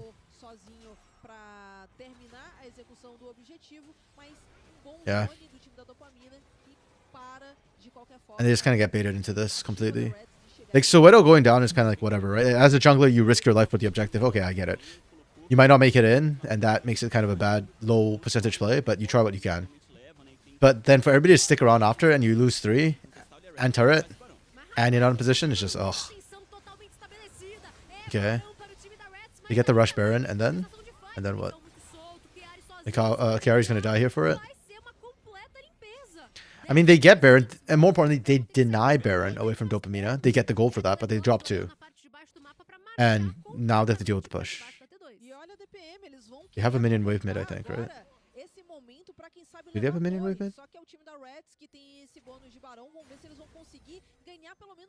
No, they didn't have a minion wave mid. Okay. Yeah, if there's a minion wave for Mikau to play around, that's like nightmare situation for RATZ. Mikau can just, with the next minion wave walking in, just bullet time across the lane right there. Well, the rest of the team just walks in and does damage to the turret. That's a possibility. I mean, doesn't even have to use it. RATZ is backing off. por play negativo. O Yeah. meio também cai, a rota Oh, okay. Bull time. Where's the bull time? Bull time. Oh, he gets heated.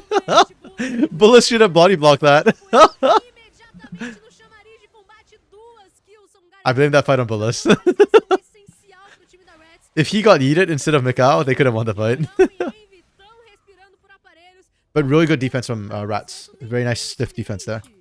Finding 2 kills in the back end. It's icing on the cake. Vai tentar o X1 com a El. They still lose the turret, but at least they punch back.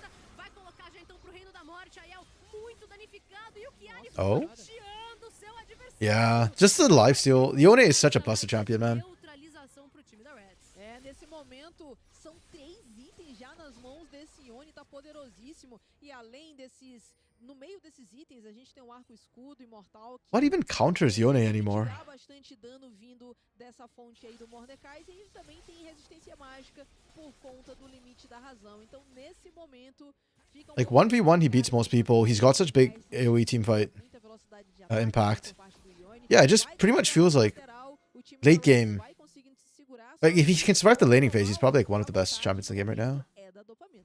O jogo pro Chiari agora carregar, né? Pra ele continuar dominando. Foi um grande X1 que ele fez aqui contra o Aiel, com tranquilidade, conseguiu levar. I don't know. Maybe I'm just like Yone pilled. Segundos ainda, né, pra nascer o I've Aiel. taken too much mental damage from watching Yone's in the past, I guess. Dragão, que é a alma das nuvens aí pro time da RATZ. Uma situação que não tá legal agora pro time da dopamina. Nothing? porque Yeah. tem empate da série. Yeah, that's how it feels like right now. Então, dessa I can't think of what really beats them. fora do covil, a fight já vem estourando. Okay, Crosstail gets melted. It's a 4v5. Muito dano oferecido, Chiari vai acabar 4v4, because where the hell is Isle? com o Ciclone, vem com a presença do Dizzy, mas ele Yeah, and then Carry just dives the backline. Okay. ser paralisado agora debaixo do espaço do dragão. Where's the rest of his team, bro? Sendo feito é killing spree para o Micão. A equipe da RATZ está Like, Chiari trying to single-literally handedly keep his team in this. Vendo esse dragão já tem 5.000 de vida, o Dizin não tá vivo do outro lado, o Soweto até que tá, só que a RATZ não tem como dar cara nesse momento no Rio, Okay. e por isso que faz o seu segundo Damn. dragão no I want to see Boyro's damage numbers off this game. It just doesn't feel like he's getting into the fights, you know? A jungler, 2v1 lane. Yeah, exactly. It's like all early game stuff. You try and set Yone behind and slow him down as much as possible. We joke about like Castlewin and like Kale, but I feel like Yone is kind of at that level right now. Like he's just so hard to realistically shut down. Like yeah, yeah. Like once he hits one item, he's basically online, and just feels like his one item spike hits harder than most other one item power spikes, and his 2 item Zera is always really strong too. especialmente na parte superior do mapa. É importantíssimo que eles façam isso. E agora essa jogada de rota lateral também, porque a dopamina tá tendo uma certa dificuldade em conseguir. But despite that, RATZ are still losing right now. They are still falling apart. The rest of the team is not. E agora será que It feels like they're not pulling their own weight. Soweto had good presence early game, and then he's just kind of vanished now again, unfortunately. Crostimel keeps trying to initiate. Like, bro, chill. You're on the Poppy. You're not primary initiation. But he keeps getting chunked before the fight even breaks out. Oh, this is disgusting. vai pra cima, mas a torre já é destruída. Okay, here's the 2v1 plus jungler combo. Completamente em vão. Ele pode, inclusive, ser And Chiari's still somehow winning this. This is disgusting. Where's the team, guys? This is on your side of the map. E agora vem a movimentação pra cima do If Io lives here, I tilt. Mel e Link estão se aproximando, vai trazendo continuidade de dano ali. Okay, Io dies. Roda agora com The fact that's as close as it is kind of illegal, and Crosstail just built them out, bro! What am I watching? ele encontra ótimo espaço e tão se I generally don't even know what I'm looking at. Like, what the hell? Somebody check Crosstail's PayPal, man. That was so bad. Kale wins full build. I'm actually not even sure about that, because Kale has no CC. Yone has CC, right? muito dano, tá quase. And Kale's biggest weakness is CC. Oh, he goes golden. Oh, yeah, okay.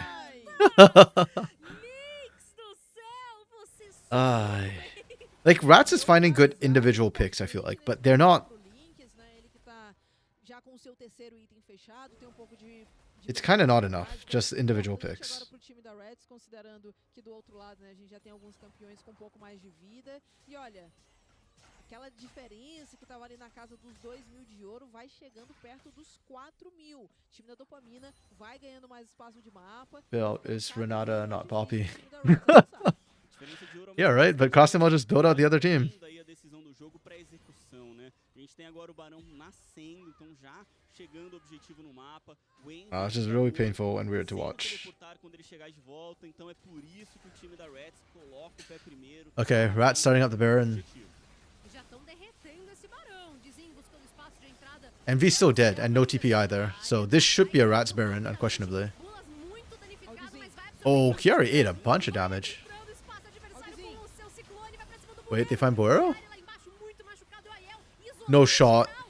Buero já era, e agora Okay. a de barão vai Wait, this is... Rats get so distracted, bro! We can't be doing this! pedaço e o barão I am...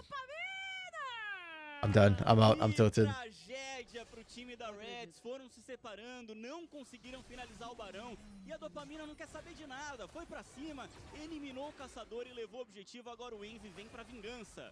Ele vai pra vingança. Like, seriously, genuinely, I don't... Esse ponto é neutralizado com sucesso. I don't know what to, like, make of this, right? Like, Rats was in there. They're in the pit. They've got the damage. They could have just focused on finishing the Baron. They ended up splitting so weirdly, so hardly. They lose everybody plus Baron. Like... Já vão pra marcha total com esse Okay, I'm not saying, like, this is the reason why they lost. But... Yeah. Like... It's certainly one hell of a way to lose the game. Let's put it that way. I can't, man. That was just such a weird decision at the end of the game to just throw.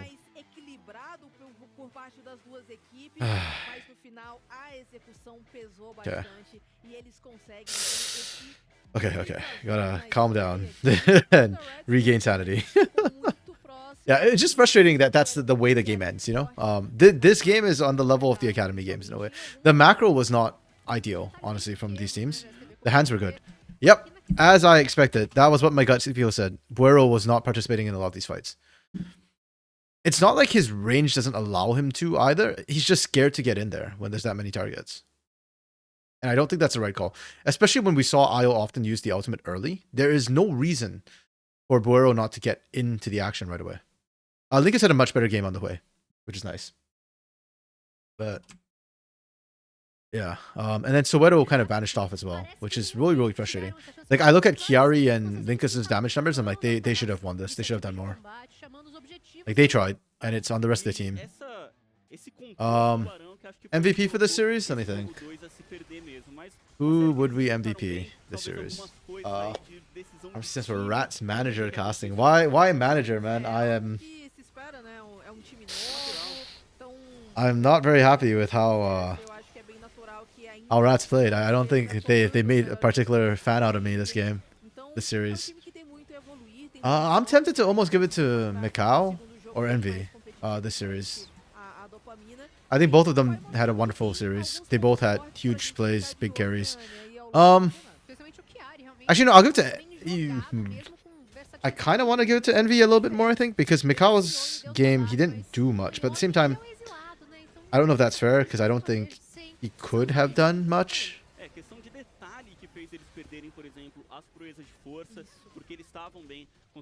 There's only so much you can do when your team isn't setting up team fights. Like, this game had very few team fights.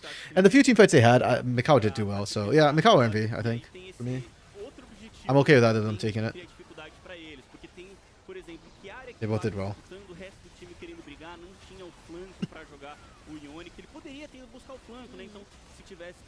Yeah, just... Yeah, Rats as a whole just felt like they were relying on individual team players to make the play. But this Baron fight hard told to me. Like right here, just turn around and focus Dizen. The fact that Buero went over the wall tells me he had no faith in his team. And I feel like that was really, really bad. It led to this situation where they also split and broken up. Like, there's just no PO, and everybody who could get over the wall got over the wall, and they left all the immobile champions in the pit, which is just really, really nasty. Like, again, I don't think they necessarily win that fight. Like, they might be able to get Baron, and then I think they fall apart. So like I said, the fight itself is not where the game completely fell apart for them. It's just a very ugly end to it with the way things played out. Like you hope and you wish that it had a better way of ending, but it did not. So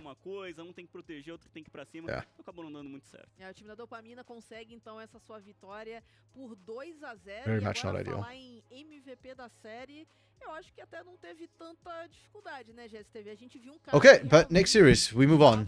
tava And next series, ligado ali no 220. they gave it to Dizen? Spoiler, né, no primeiro jogo. Are they just giving it to junglers? They gave it to Yampi yesterday. E nesse jogo acho que ele Um, continuou mostrando okay. isso, mostrando esse mundinho. I mean, Dizen did fine. I just felt like he's a little bit quiet in the early game. So he kind of relies on his lanes being strong enough to survive while he's doing his own thing. Which is, I mean, if your lanes are strong enough, heck, you can do it. But Foi muito, a gente falou bastante dele. I'm not a big fan of that style of play because what happens when you run into stronger lanes who, or more proactive enemy jungler who's all over the map. Eh, what it is. Okay, it's Ryze versus Stella next. Aikawa coming over from Fury Academy was one of the 80 carries I had my eyes on. I thought he was doing very, very well. So yeah, glad to see it. And then pair with Zai as well. That should be fun. I expect to see Pike bans by the meta thing. Stella picked up Cello, which is good. I think Cello is is another 80 carry who I have long had my eye on. And I think he keeps getting elo held. He's like Natuno, but in tier 2. I mean, even when he got his shot at tier 1, I felt like that roster... Which team was it on that? It was the Los Grandes roster. Okay, yeah. I felt like he was just getting screwed by that team. Like, he himself was fine. That said, his decision-making in the late game is a little bit sus at time. Ithuza's back as well. Zekis was doing well for himself last split, actually. Was kind of impressed with that. Mukio is... I am not high on Mukio personally, but to be fair to him, I think he has done better in recent times. So, I don't want to let my old memories taint is what he might actually be able to bring to the table now. Yeah. Ryze on the other hand, I mean, Mix is fine. Mix is aight. Thetis is pretty solid actually. But him getting replaced by Cerolo makes sense to me. I think Cerolo brings more potential to the table. I remember we used to talk about Annie in the same like sort of context as like Envy and whatnot, but Annie kind of did fall off unfortunately. A little bit. Yeah, I wonder if we hyped up Annie too much in the past, actually. Back when he was in Netshoes Miners. I thought he did well, but... Annie and Cello, they were on the same rosters. That Netshoes Miners roster, and they're going to be facing off against each other now. I think this one on paper is really, really close. But I also thought RATZ and Dopamina would be kind of close. So, we'll see how it goes. That's the problem with first week, right? We have a lot of expectations coming in, but not a ton of tape. And we already had more tape on Dopamina and RATZ because they played through the open qualifiers at least. Whereas for Ryze and Stella, they didn't. Like, these guys played last split and they've made such big changes that I can't tell. I don't really know what to expect necessarily from these teams.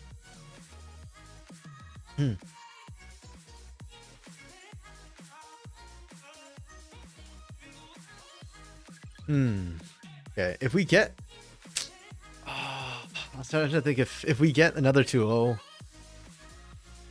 do I have time to actually finish the Lost series? I probably need to grab some food and I need to like freshen up before my cast. Okay, if that's the case, then I hope that this one goes 3 games. If I can't afford to stay for another one, then yeah.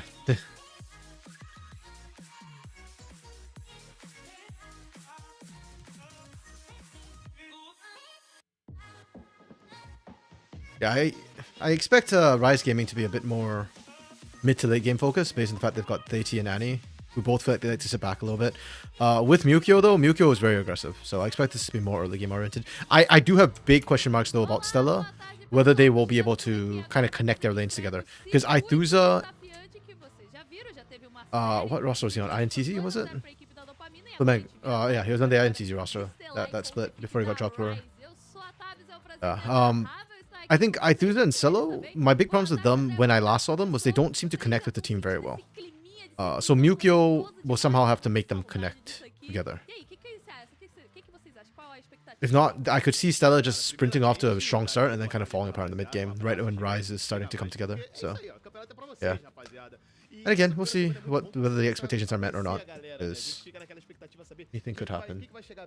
It is week 1, and teams have already defied my expectations. Betrayed makes it sound like they owe me something.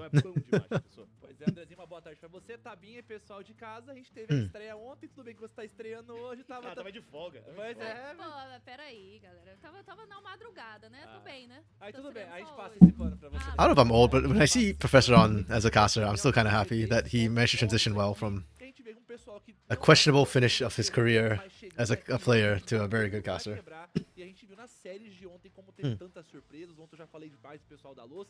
Mas hoje é uma nova série, um novo momento. Hey, there we go. Some better portraits. É isso aí, a gente tá vendo em nomes The AT with the ring? do nosso tier 2. Is he married? Tier 1 aqui do nosso I feel like in Brazil, quite a few of the players are like married or even have kids sometimes. Izai, uma bot lane, principalmente eu acho que é bem interessante a Aikawa, né? Um grande nome que cresceu no ano passado e junto com o Zai aí, que é um dos suportes que a gente tem de muita mecânica aqui no nosso cenário. Pois é, I just want to see Aikawa's Zai pop off in the ball line.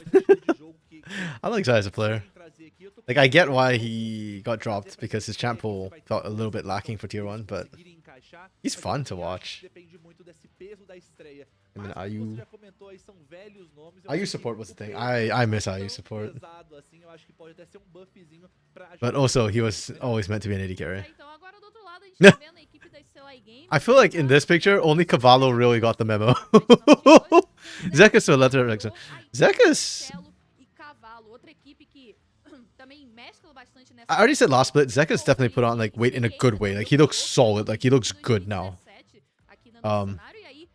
Yeah, but every time like you compare that to this freaking Wikipedia picture, whereas like yeah, when he looks so skinny, he looks younger though than last split somehow. It's weird. Like he still looks good, like built. A little bit less muscular, I think, than what a little bit less defined, but excuse me, he just looks younger. Oh, did we already finish the pick and bans? We did. This keeps happening. This happened yesterday too, where Series 2 Game 1, not only did they finish the pick and bans, but they show it in row order, which kind of sucks. Okay. Well, as expected, pike ban. Necessary against Zai. 100% necessary against Zai. It's interesting to me that we see a Scion ban against Makes. Like, I don't think of I don't think a Scion ban's necessary. And you do have a Varus here who can shred, and Victor who can also punish. Weird. Zyra ban against Mukyo. Okay, kind of makes sense. I know Mukyo likes it. I don't think he's that scary on it personally. I think he tends to over-aggress on it, but Okay, Chase into Cassante. That's good for Stella. Maokai in general is really good. I like it into Vi specifically because it makes her engages feel like she overextended. Victor into Talia is Talia favored, so and then Varus Renata I feel like is a very strong combo. My only concern right now for Stella is their engage is a little bit lacking. They have Maokai, which is good and fine. Maokai can be primary engaged, but it is a little bit iffy the way he engages because it's very, very slow moving. So teams that are alert and fast can potentially play around it. That said, I don't feel like Rise has that many tools to deal with it necessarily. So pretty net neutral on the engage. Overall, a lot of power picks in here. You've got Poke, which their team can't match. But they have engaged with the Vi. They've got to potentially cut things off. Oh, this is a 3.5, I guess. Yeah, my big issue with Stella, it goes back to just the lack of engage. Maokai alone feels like it's insufficient. They have a lot of disengage though, and they do have some poke. It can kind of be matched though. Like Talia's poke is nothing to really scoff at. Yeah, this comp's fine too. Yeah, engage, they don't really have great setup for the Misfortune bullet time, but at least they've got an Alcer who can follow up on the Vi, and Talia can maybe set up at the wall. I think pretty even drafting this time. I don't think a team has like either team has a huge advantage in draft, which is good. I don't really like games where I feel like it's decided already in draft by just who drafted better, or like one team just picks an unplayable draft, like we saw in not unplayable, like a very difficult to execute draft. I don't like that. So yeah, this is much more even. This will literally come down to execution for the most part. I still do favor Stella a little bit. Like I said, I think they've got some players with some really good hands individually. And I think their picks allow them to kind of win out the lanes. The only lane I think that might not win is mid lane, and we saw from Methuselah the way he plays before. He can play from behind. It's not ideal for him, but he does it pretty well. Like he knows how to lose lane pretty gracefully and just pick up CS the entire time. It's really just coming down to the later game team fights. But Stella's comp is very easy to execute. Like it's very simple. Nothing too crazy about it. Yeah. It's a good comp for players who might not have that much experience working together or might not have that synergy built up. Já mostra ali esse conforto, uma composiçãozinha que ele vai trazendo com um pouquinho mais de força, principalmente pela bot lane nesse início de partida. O K'Sante ele não vai for RATZ, they're a really solid team as a whole. I would have liked to see a little bit more team fight damage to come through. There's a lot of pressure on this Misfortune to deliver right now with the comp that they have. But to a very large extent, I am not. I've complained a lot about Misfortunes in the past. I don't know if this was I assume this was an early Misfortune pick. Probably R1 or R2 is my guess. Well, at least in the first round. Is what I'm expecting this Misfortune to have been picked. And normally I'm not like a huge fan of that, but Renato will counter that, of course. But Aikawa is a really good player. I feel like he might be able to make it work in this situation. It's really just the Renato who you're worried about. And Hostile Takeover is kind of a slow ultimate as well, same as the Maokai ultimate. So, yeah. If RATZ can win out early, I really fancy their chances. But yeah, I think Stella is the stronger laning and hands. And if they get to elite, then things get fun. Then the question kind of flips over to them, right? Like, can they actually close out a game? Começar bem é crucial. E aí essas duas equipes que vêm com jogadores que querem se provar novamente, começar vencendo aqui. Part of me feels like I'm a bit negative because, or not negative, but I'm not like super hyped. Because we got spoiled yesterday by Los Grandes versus Flamengo, which had a much higher level of macro game. But also, I feel like I want to see more hands checks, you know, come through. We haven't had that many like 1v1 outplays, actually. It's mostly ganks and skirmishes. I almost feel like tier 2 is in that awkward spot right now where they're getting too good for just random deaths and fights, but also not quite clean enough for my color tastes. Neither here nor there. That's only week 1. Again, teams will get better. Some of these teams will not have been that practiced with each other for stage games yet. Então tudo pode prometer demais, mas por hora a gente tá vendo aqui o Cavalo indo pra cima do Zay aqui pra colocar pressão e o Celo também no arredo pé. Wow, look at these AD carries. They're going at it right from the get-go. But Makes is behind. Celo is so dead. Holy crap. Oh, and they get onto Makes. Wait, Cavallo did too? Cavallo has flash. Yeah, had to flash out. Wait, did he not? Yeah, okay, it was just delayed. It's like, why is that not showing dark for a second? Okay, you see, right here, that exactly though is my problem with Celo and with Stella as a whole. They have a lot of these players who want to make these sort of aggressive solo plays. And sure, it was a 1v1, you saw how even that fight was. It's not a 1v1. This is a 5v5 game. And you just can't be... Yeah, you just can't be caught out like that.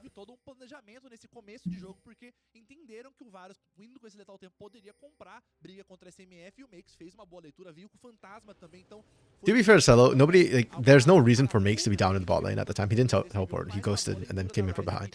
There was no reason for Makes to be there, but meio que está Ah, nessa posição, garante também aqui um manto de couro. You need to hard commit to that? No. Is it gonna come and bite you? Probably. We'll see. I mean, Varus is still very lane dominant, and he's one of the few AD carries who Misfortune is gonna struggle against in lane.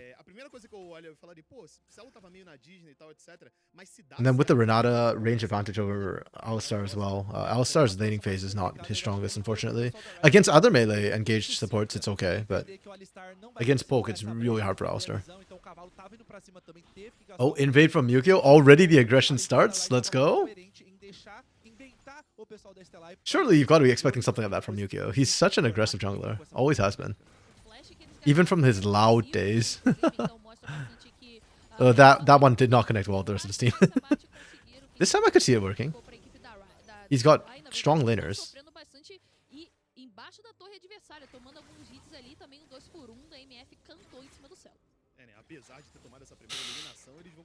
Okay, they're just still trading back pretty evenly. It's a little bit fake, the health bars, or the percentage on the health bars, because Talia is tankier than Victor early. Victor's early health numbers are pretty low.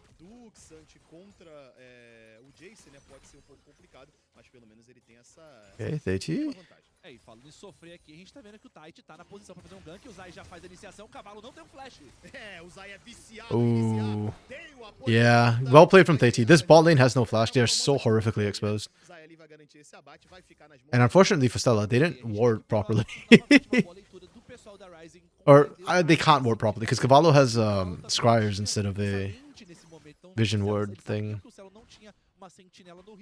So he can clear wards, but he can't place them.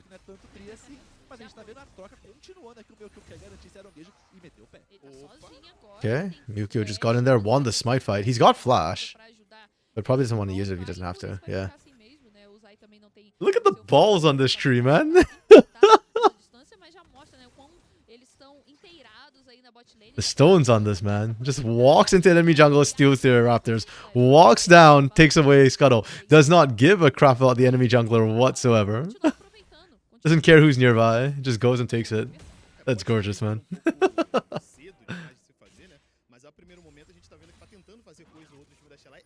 Okay, Vi's already not one of the faster junglers in the game, so getting set behind like that surely hurts. Mukio didn't even finish taking his... He didn't even take his Krugs! And he's already invading the enemy jungle again for round 2. Holy... I mean, he should know that Krugs respawn for Ryze's side of the map. Because meeting TT down bot means that they start at top side as well. Mas eu vejo que por enquanto esses abates também não comprometem tanto o andamento do jogo. Eu só acho que o Celo nesse caso vai perder. Okay, the lanes as well. Top side has been a complete island. Nobody's visited up top. Make's got first blood, but Zekas is winning because range into melee. Jace wins that matchup anyways, as expected. Bot side's pretty even despite Celo getting ganked and having to burn sums early. Well, Celo and Cavallo both dying actually. Celo's was the level 1, Cavallo's was in lane.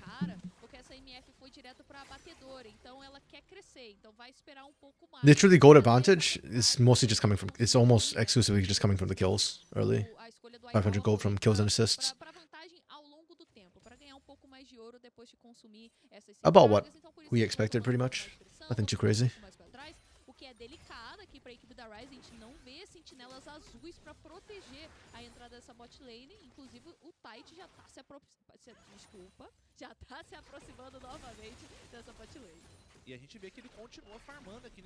I feel almost like... Okay, I have an expectation that's a little bit unrealistic. Like, part of me feels like we won't see too much action, besides like the occasional gank or lane kill, until TT gets involved. But it's kind of unrealistic because it really should be just when the objectives spawn.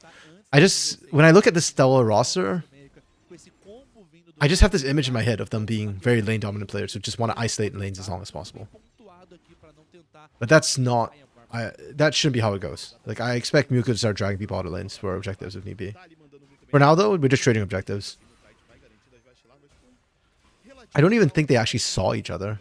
Like, there's no wards anywhere. Maybe they saw Mukio walking to river, that's about it. But, yeah.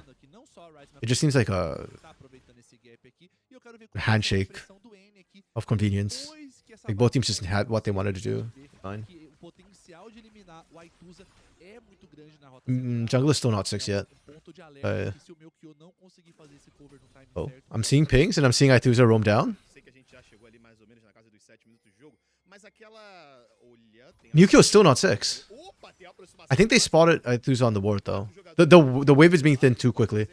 This is so bad. Annie has Weaver's wall and it's coming out of base.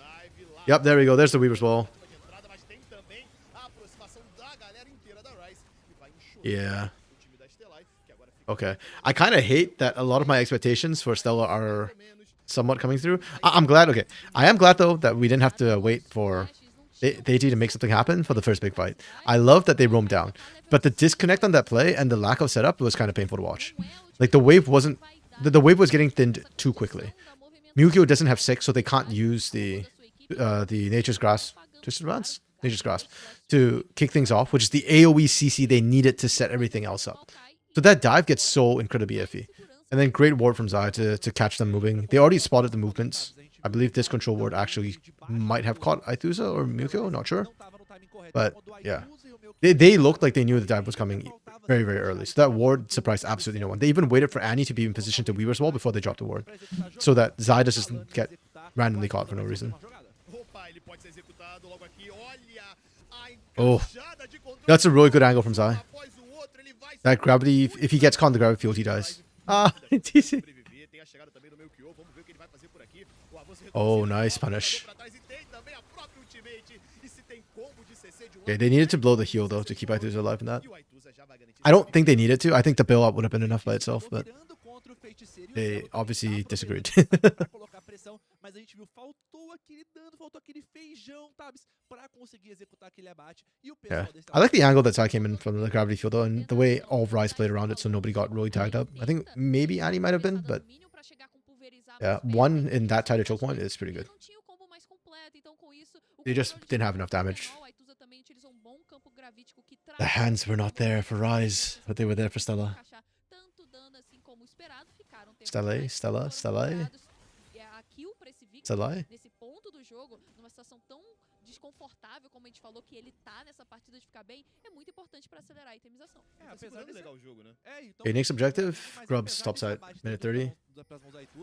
Makes his kept the lane pretty even, which is great. Vai tomar essa iniciação, mas tem o purificar. Tem que purificar, mas ele Oh, pode ser pego. Ai, that just okay. That hit. The cleanse came out from Aikawa. It's like that missed really. É, só pra complementar, a gente viu que Just the ele cleanse não was gastou immediate. seu flash, o Titan Very também nice. não gastou seu flash, e o Aituza ainda também não vai ter o flash quando a ultimate da vai voltar. Então podem ainda fazer mais uma jogada em cima do Aituza e cabe novamente o Melchior tá no Yeah, time game's correto pretty pra much dar still esse cover, dead even. porque pode ser uma Oh, damn. situação perigosa, porque naquele momento teve o campo gravítico que segurou, mas numa situação comum eu não acho que o Aituza fuja com tanta facilidade. Perfeito, mas dá pra ver que o Melchior Okay, maybe Rise's laners are better than I expected, which is good.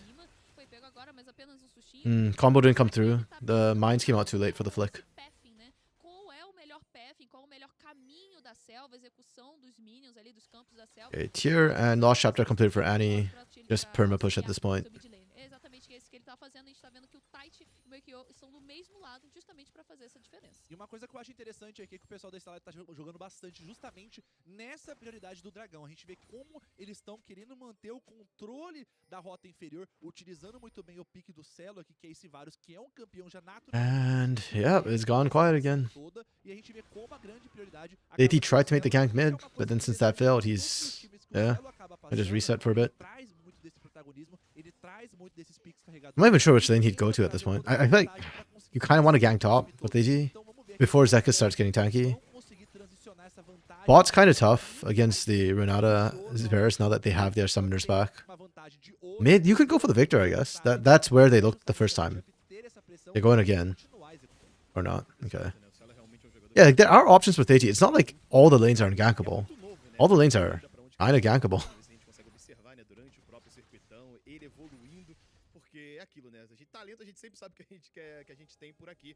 É bom demais ver esses garotos florescendo ali pro mundo. E são dois times cheios, né, desses Muito, talentos. né? Jogadores começaram agora, jogadores que estão voltando também. Yeah, Grubs came up and nobody contested it. They seem to be focused on the dragon instead. League of Legends. E agora parece que vai rolar uma luta. Dragão tá em jogo, acabou de nascer Dragão King Pack. Mas ela já tá por I was aqui. wondering if Cavallo was trying to bait and fake it like only Cavallo's in there. Controle do Rio. E a gente vê que é difícil aqui, Andrezinho, eles conseguirem dar essas This is where the Maokai becomes absolutely obnoxious. His ability to clear wards. Nessa iniciação, meu kill pode estar numa posição complicada. Opa, já foi pra cima Oh. da galera, usou ali a última Yeah, you see how slow that pagode, e ele consegue sair hostile takeover is, but oh. deixar pra fora, usar Can Zekis clean up? ainda, sustenta ainda, porque ele é tanque de Oh, guarda, nice. Yes, he não can. muito tempo, a chegada do teleporte pra garantir esse abate pra cima do suporte do time. Okay, that should be Como a Ryze around picked up. Really nice collapse from Stella, actually. Really like it. tentaram focar I mean, I know that I said that their composition's very easy to execute, but the way Zekis TP'd very early, that's a good sign for them. E a gente falou, né? Essa composição com Maokai e Renata é muito boa pra absorver. And that's why I really like Maokai into Vi. That's exactly the combo, right? Vi will still get through the Nature's Grasp, unquestionably, but it's more that the rest of the team can't follow up, and that just leaves Vi very exposed alone. Tivesse ali naquele momento, provavelmente seria pior pra equipe da Ryze. And Maokai himself is rather tanky, so if you're engaging on the Maokai, it's a little bit rough. mais complicado, Andrezinho, justamente It's only going to get worse. I mean, at this point, I don't think the engage was terrible on the Maokai. He only had one tank item. movimentação pra parte superior. Technically killable. That was a good setup choke point for Aikawa. Aikawa just, again, with the call. I don't know what this call MF thing is. Is this new tech? Because É justamente pra esses objetivos, enquanto eu acho que o if pessoal it's new tech, I don't want an update right now. beleza que o N tem It just feels bad. mas em termos de controle de You don't have the damage for those fights. já deveria estar muito à frente, já que eles tomaram aquela jogada, então em termos de tempo de And I'm not sure that the extra bit of gold it gives you, like whether it will spike at the right time. Like what objective, Do Rio, os objetivos podem ser feitos de maneira muito fácil. what's the advance you get in terms of your item timing? Toda vez que ele quer fazer o objetivo, ele simplesmente sai correndo, vai na direção. E dessa vez os objetivos a serem feitos são as vastilarvas. Já tá aqui solo fazendo elas e agora a gente vai acompanhar. I mean, obviously didn't pan out for the early objectives. 2 dragons and 3 grubs are going to go the way of Stella. Disso, tem expressão na rota do meio. You only get 3 grubs, and that 3 grubs had nothing to do with Aikawa. Aikawa didn't rotate up. The misfortune didn't do anything there. Inferior do mapa, eles que já têm This, I don't know. I find it a weird choice. acharam tranquilo deixar essa Okay, let this just come through. So at least he's going to start hurting a little bit more now. vão pegar as 4, então não If and when they can line it up again. teria mais as vestizitas. É, mas a gente tá vendo agora a iniciação pra cima do Aituza, gastou o flash, o Zay foi pra cima. Oh, Victor doing sad Victor things. Na sua vez vai tomando, olha, tem que fugir do Zay, ele No way Aituza got out! What the hell? teve a chegada por aqui do Melchior, ainda encaixa o enraizamento. How did he live there? Nas contas vai virar só aquela briga de comadre. He literally limped his way out. E o Or walked his way out. I guess he doesn't have a limp anymore. This has been pointed out. Não foi abatido, Tabinha. It's crazy. Não entendia. Ele tá That's actually crazy. Holy crap. uma jogada que ele conseguiu ficar vivo na barreira ali do Victor, na habilidade. O N quase teve essa chance de, na verdade ele teve a chance, ele quase Yeah. que também ele saiu muito prejudicado, então teve que usar And Annie traded his flash for flash too, so they really didn't get anything out of that. não pegou abate, mas também não foi abatido. On the bright side, Stella is not able to really punish the roam timings from Zai on that top side. Né? Ele estava sozinho ali com o seu Victor, se saiu bem. Okay, Makes is the richest guy, followed by Aikawa. Pois é, e- Yeah, still pretty much neck and neck. Literally, I mean, look at the gold. pouco o Zay não Plus teve 0. movimentação, mas falando em Zay, o Rex Flash ali acabou não indo pra Super cima, mas close. a gente tá vendo a movimentação aqui do pessoal desse lado, Damn, justamente essa rota 15 minutes. Low kill game for these two teams. Surprising. essa torre um pouco mais ágil e a gente vê que o Taish também tá na movimentação aqui, um jogo bem cadenciado. Okay, do we see the old school, like, one massive Não existe, né, uma vantagem de 5v5 and everybody drops dead sort of fight? um jogo mais Like around one objective and just blows the game open? Uma adaptação interessante aqui que eu acho na itemização do meio. Do we see the slow bleed that we saw between RATZ and Dopamina? Visando em buscar essas iniciações e ter um pouco mais de mobilidade, já que ele veio com fantasma também. I will say, this game has had better rotations, at least, from the teams. A qualquer custo. Perfeito. Like, I'm not super happy in terms of, like, how they're necessarily using their comps. I feel like Dá um pouquinho mais de velocidade de movimento. their power points are not being Buscando ser um pouco mais later on ativo necessarily, nesses but teamfights, nessas possibilidades de in terms of going for objectives and stuff, or swapping lanes, I think they've been solid so far. Pela parte de cima do mapa, vai nascer o Arauto, agora sim, ele já estará em campo pra gente. Oof. So they'll have to bury it early. Rota do meio, isso é importante pra equipe da He Riot. keeps getting caught on his own a little bit. Atividade no engage. É, e a gente tá vendo que o Celo tá jogando da mesma maneira, como se a MF ainda não tivesse acidenta por sangue. Então ela tem esse sustento. Okay, top laners have TP available to join the fight. Teams are setting up for this Herald. It looks like they really want to scrap for this Herald. Rápido quanto a Miss Fortune, e a gente vê já a movimentação, mas ainda assim o pessoal da Stellar mantém a pressão na parte superior do mapa, consegue limpar, enquanto a Stellar mantém o controle pela rota do meio, o pessoal da RATZ prefere manter o controle I pela don't rota like this lateral. setup from Rise right now. Iniciação desse arauto já. Misfortune is isolated in mid lane. Porque vai ter She's gonna have problems approaching this fight. So this fight is effectively gonna be very split. Like right there, watching Aikawa step here is almost criminal. Yep, and then right away she's just gonna get stopped. Like she can't follow up the rest of the team. It's really unfortunate. Oh, just run, and then Annie's just there we go. Really well played. Laser, perfect. Picture perfect. Yeah, Rise messed up their setup really badly for the fight.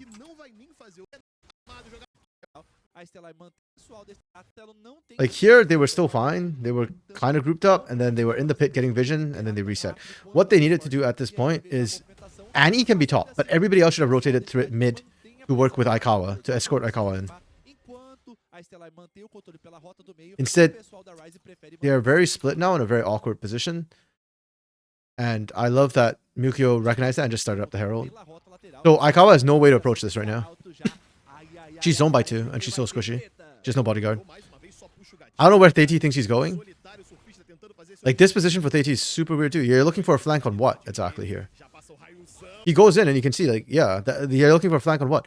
Aikawa needs to walk in. By the way, at this point, Cavallo and Celo could have just turned and killed Aikawa if they wanted. Like, that was an option for them. Instead, they're going to try and kill Theiti first. But Annie and Zai are not in position to follow up. Mukio's here as well, with ultimate available, by the way. Which matters, because look, he just drops it this way, and then suddenly Zai and Annie can't actually join the fight. And then you've got Theiti, who's like in the middle of 4 members and just absolutely melting. And you've got Aikawa off on the side, who's alone and isolated. Yeah, one handshake, Aikawa's out, and Aikawa's just like, yep, I can't. I just can't. Unfortunately, similar thing for Theiti. It's just a really weird approach from them. I don't know. Oh, and because Make's rotated up too. Zekas gets bot lane turret first serve of the game. Okay, Stella's starting to pull ahead.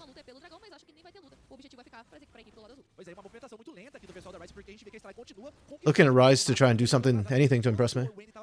I was hoping, like, I thought with members like Theiti, Aikawa, and Annie, their team fighting would be a bit stronger. The comp's not great for it, but that split on the Herald, that's not a comp issue. That's that's a team issue. Okay. Again, they try to pick on Nethusa. Again, they can't find it. That's really, really bad.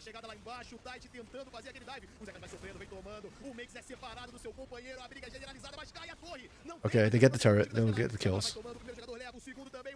Wow, they're tanky. I didn't think Makes would be able to tank that much, but there we go. Well played from Rise. They finally fire back. That top side, though, that their Gangsta Nethusa not working out feels really, really bad. Like, that's a Victor. He should be dropping. If you can't kill the Victor now, it's not going to get any easier as the game goes on. In fact, it gets riskier. Oh, 2 turrets bot side from Aikawa. Nice. That actually puts Rise in the lead this game. Okay. Good for them. It feels like they kind of really needed it. They do need to contest Nick Dragon in 3 minutes. That is Hextech. Yeah, this fight starts off kind of awkward. Under turret, and it's ramping. But it's low enough that the minions actually take down the turret. I think that's critical. Because if the turret was still there for them to continue playing around, then I think, yeah, Mukio and Zekas would have been able to survive. But because it went down to minions, there was no safety for them, and they're just really far up the lane at that point. Okay, Annie getting yet another turret, so that's 3 turrets to 2. More gold in Rise's pocket. Go items complete on Annie. You're in a good spot. Once you get the boots, you're pretty much fully online at that point. Ter todo o dano que o Aituza vai causar. Então acho que é momento aqui de perigo e também pelo spike que você comentou da MF aqui de 2 itens. Eu acho que para essa possível alma da Stellar é momento crítico de luta. O legal é Damn it, I forgot to change the game again. Aquela treta toda, eu ia chegar a perguntar para vocês, poxa, gente. Agora afastou pouquinho, né? Tava pouquinho na vantagem o time da Stellar. Tava ali mais ou menos. Mixes. Really tanky. Okay, so Zekas didn't go tank. He's going damage actually. Black Cleaver, Mirror Mana. Okay, I kind of like it. It gives you better poke than the tank build that we often see. Instead of the Mirror Mana, they often build the Thimblewinter. He's going to be faster taking turrets as well. but it does mean that against Make specifically, he might struggle in the 1v1 in extended laning. He has to space really well. It's really about like how well you can control distance. Oh, but he takes a turret so quickly. That was just like, what, 4 seconds? 3 seconds? 4 seconds on the turret? And he shipped away 40% of the health. Makes it so annoying. He's so tacky. Sentinel's going on hit build, which is the right answer to it, but it also means that the poke's just not there for Varus. E tá faltando demais porque ele não tá conseguindo encontrar essas brechas pra utilizar o muro da Tecelã, mas eu acho que isso entra no mérito também de proatividade, porque a gente vê que muitas dessas iniciações estão partindo pelo Yeah, I think that's Voracious Atacon that spawned bot side. tá jogando no maior ponto forte de utilizar a Talia, que é justamente Herald's on the table too. Neither team took Herald. The game slowed down a lot when it came to objective taking. They were taking more turrets on those rotations. I think the teams are being a bit too respectful of each other. They're avoiding fighting, which is... So macro-wise, I feel like these teams, they're not playing like optimal macro, which is like, oh, okay, you know, you set up for your objectives, you go for your objectives, play to your strengths, stuff like that. But they're also not throwing anything. They're just being very cautious in how they approach most of the stuff, which slows down the macro taking. They're going for like the dragons instead of, you know, the grubs and the heralds. They're going for the turrets rather than necessarily tempo plays. Yeah, see, they're waiting for dragon. Dragon just came up. That's exactly what they're waiting for. They completely ignored herald in favor for this. But still, I think it makes sense. You're going for soul after all. And Hextech Soul with the Jace and Varus is really useful for being able to control. Damn, the AT is going deep right now. I don't think they saw it. Good word from Zai. Really good word from Zai. Mix is getting poked down though. Or chunked down, not even poked. That's auto attacks.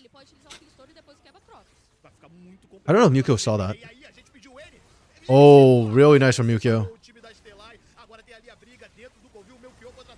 Where's the ultimate? Okay, there we go. Really nice. Oh, the jungler's down. They got both the junglers down. Who gets it? DT gets it with his dying breath. Holy crap. Okay, that's giga huge for Rise, but they lost so many members and they're going to lose Atacon. Okay, okay. That's nice. That's good. That's what you want to see tactically from Rise. But the problem is that it just did not matter. This misfortune pick is really not working out again. There's not enough setup, and Aikawa just got ran over in that fight. 128 damage. That's the least damage in that fight by a massive margin. Call complete didn't matter there whatsoever.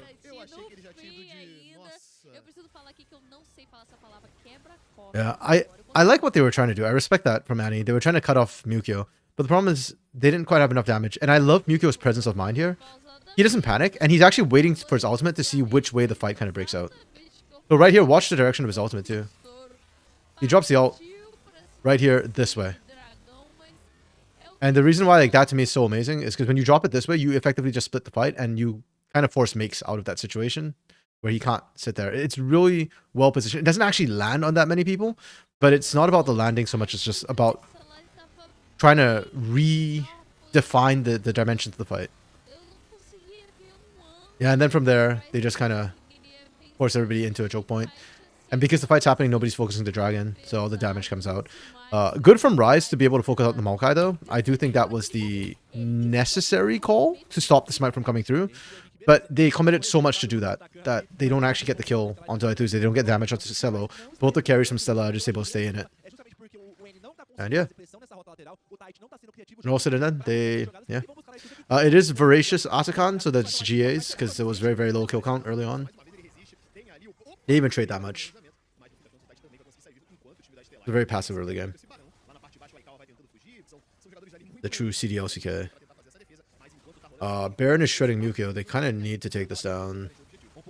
Yeah, Mukyo is taking like half health on that trade because of all the resistance shreds. The fight is 2-split. Oh, great bullet time.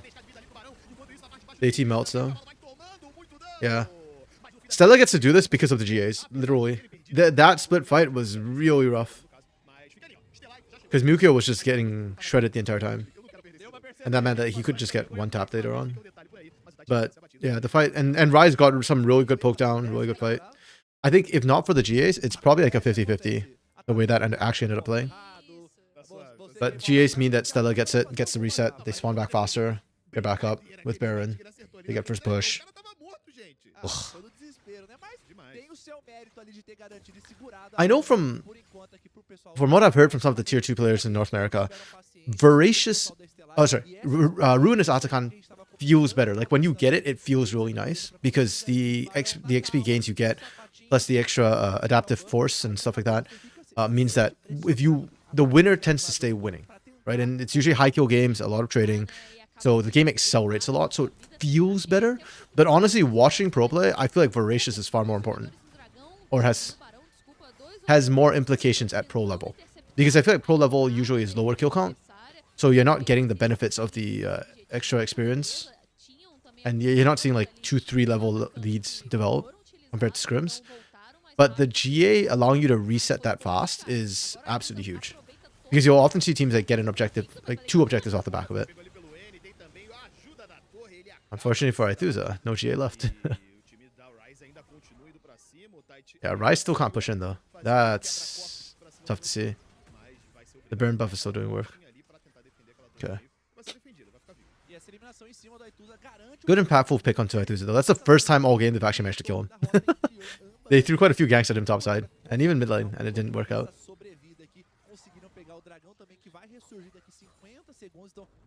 But I do think that will pretty much time out the Baron buff. I don't... They get one more push maybe in mid lane if they want, but yeah, I don't feel like they're going to go for that.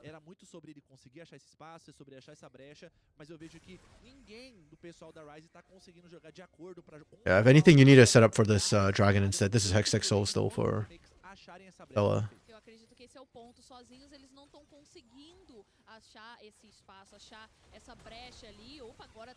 Makes is tanky. And Cello was busy fighting Aikawa. If Cello's not there, Makes doesn't really have that much to fear, HP wise. Zekka's with the flank. Okay. And the cutaway. Nice. Yeah, I feel really bad for Aikawa. Like, Aikawa actually got a pretty good position for the ult there. It just does not matter. There's not enough follow-up to actually finish off the kills.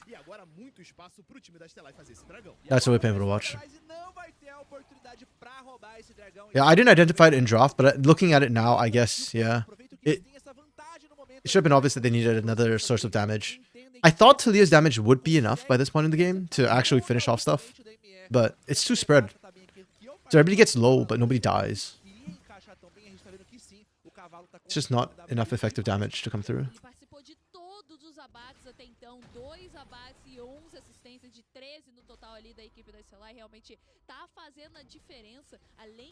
Okay, Stella takes game 1 pretty handily. I'm actually quite impressed by what we've seen from Stella so far. I thought they might have more problems kind of clicking together, but yeah, and Mukio's ultimates have been absolutely just money, time after time after time. That's a 5-man ultimate right there. And you can see, unfortunately for Aikawa, like anytime he tries to ult, he just gets pushed out, right? Like they are saving the hostile takeover specifically to stop him. And sure, he gets like half the ultimate, maybe 2/3 of the ultimate out, but it's not just enough. It's just not enough, pardon me. And Annie is not able to clean up and actually finish anybody off properly. Does it get better for Rise? Kind of. I mean, as they build more damage, eventually they're going to hit a point where the damage starts to overwhelm the lack of tank from Stella, because the only tank they have is Mukio, right? Zekis is not really building tank, he's building bruiser. But it's just, how long is that going to take? Versus like a Hextech Soul, right?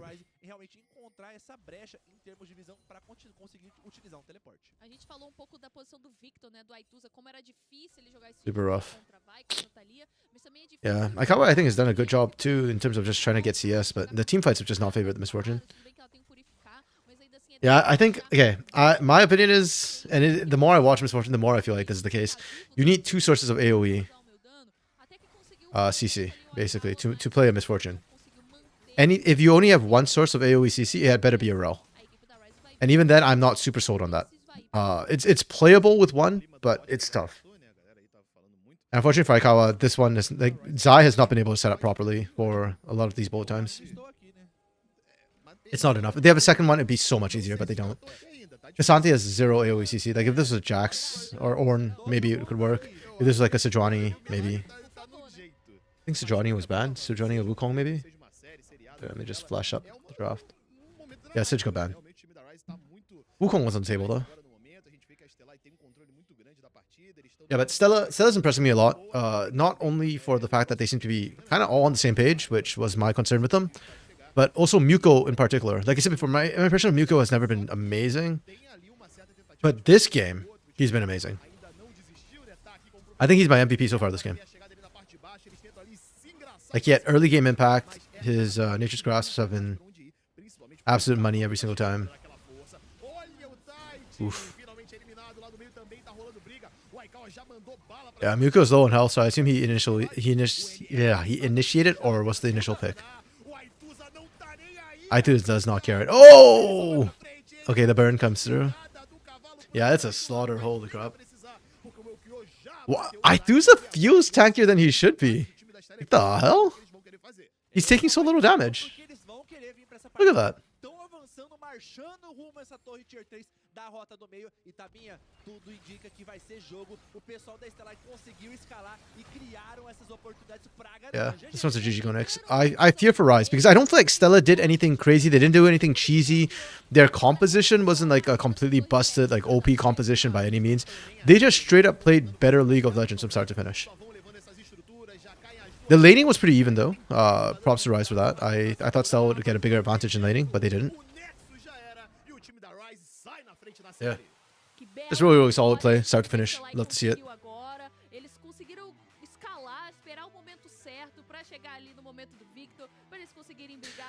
My only complaint for Stella would be that I do feel like they took longer than they needed to kind of go for a lot of these plays.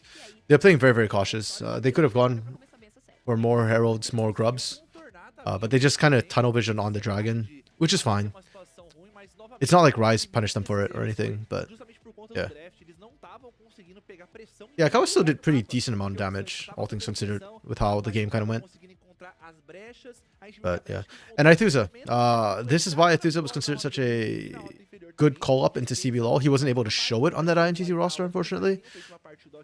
But yeah, he did a lot of work into a composition that could potentially have absolutely cucked him. Like Victor trying to play into a Taliyah is actually a little bit rough in lane, and then in the team fights against the MF, the Taliyah, the Kasante, you're playing in some very dangerous ranges, but Aithusa is still able to dump out the damage every single time. Yeah. Still MVP for me this game was Mukyo. We'll see if he keeps it for the series for now. I do think everybody in general just performed very well on Stella. And I like the fact that we didn't just see another tank chase come out in the top lane. The call for Bruiser Jace from Zekis was good. I think it applies way more split push pressure. And you didn't need the tank. You already had Mukyo for that. Like the additional damage in the poke is probably better in team fight. Okay. Before game 2 starts, I am going to take a quick bio break and water break.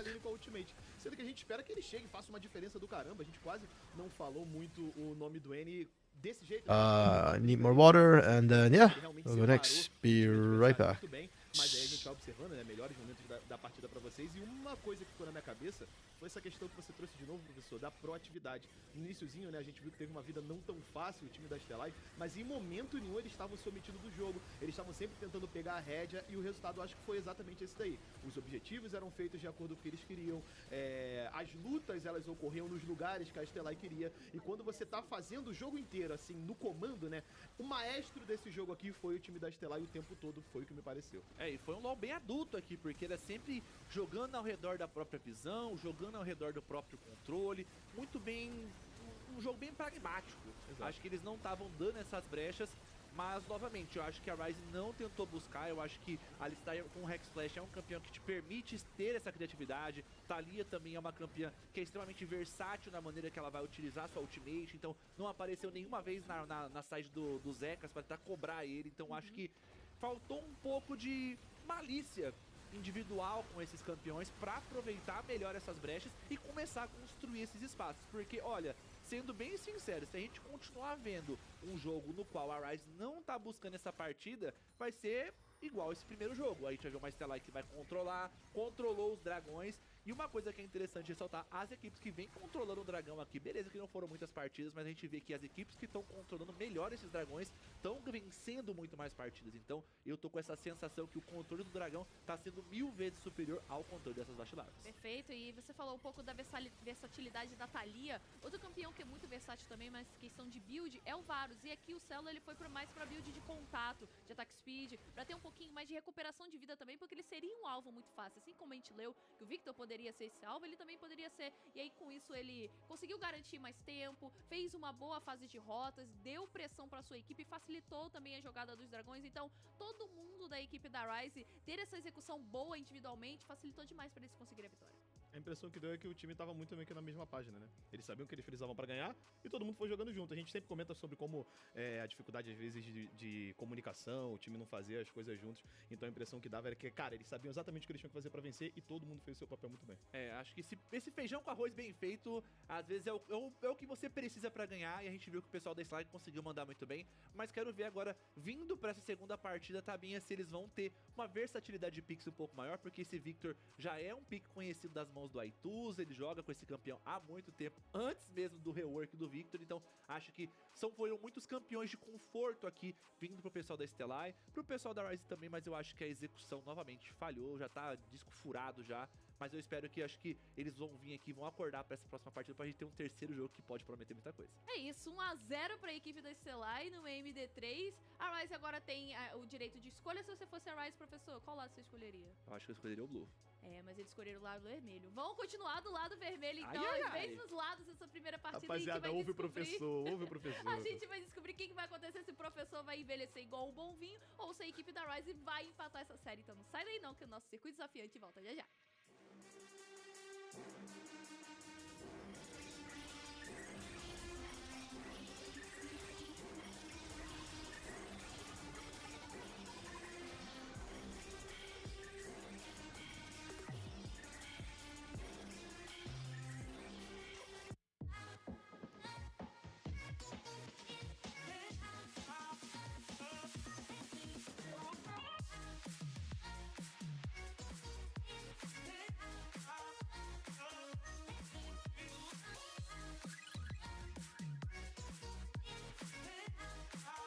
Wow, I have really bad timing.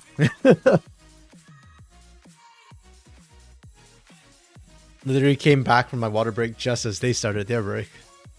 3.5 minute break time. Damn, is that longer than their previous ones? Part of me feels like that's longer, but I'm not sure. I'm too lazy to go try and check the VOD.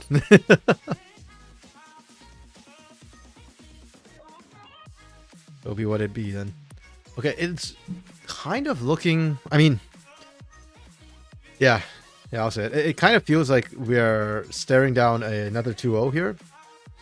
With how comprehensively and cleanly Stella just won that one. Just looking at the time. Yeah, 2 quick 2-0s means that we're finishing earlier than expected. That's it. I probably won't do the Kaboom versus Corinthians one anyways, just because if that ends up going to 3 games, I don't want to stop a series halfway. I don't like, well, I don't like watching a series partway and not finishing it, because it's like, it feels bad, you know? Like it should have ended, but it didn't, sort of thing. So, yeah, I think I'll just finish off this Rise versus Stella series, and that'll be it for today. Yeah, sorry that I can't quite finish everything, but I do need to like eat and prep for my class later this evening as well, so it do be what it do be. And for that reason, I'm still hoping that Rise bounces back a little bit, because yeah, I don't really feel like they horrifically underperformed or anything. Like, I still think they played a pretty strong, decent game. Could they do better? Sure. Did they do bad? No. And now that Misfortune's off the table, I think they'll be able to show a little bit more stuff as well. Because my biggest gripe with Misfortune, and the reason why, like, I'm not a big fan of Misfortune, is a lot of times it's not because she's a bad champion. It's just that as an AD carry, I feel like what you can show on Misfortune is very limited. You have very little agency, and especially for a region like Brazil where there's so many good AD carries, it's like, yeah, you know, we could see bigger, better things. Just, yeah, like Draven, or even heck, Tristana, Ezreal, things like that, you know, Orky, and they are currently meta, a lot of them, so.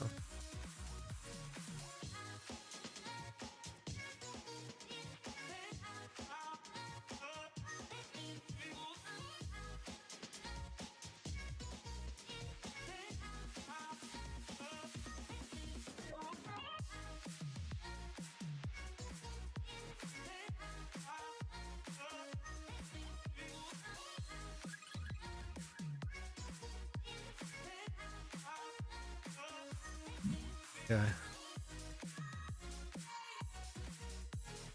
Yeah, and also for Rise, I know I focus a lot on Raikawa, but I actually hope they give Make something to that to carry a little bit better, because I thought Makes did pretty well. In terms of their plays, I think Makes was the one with an actual lead in the beginning of the game, and in a rough position. He had some pretty decent flank positions as well. It's just what he could do on the Cassante against that composition was highly limited. Like on paper, I thought the Cassante would do well. Right? There's an immobile Victor and Varus you could try and punish, but the reality of the matter turned out to be just that he got isolated a lot by the Maokai, and then Varus just shredded him. If you give him a carry, I think he could have done a lot more. Okay, we're into it already. A Xayah lock. That is an interesting one. That one's just a direct answer to the Nocturne. Yeah, Xayah Rakan, good combo. With the Azir, already still has a very scary front to back foundation for a team.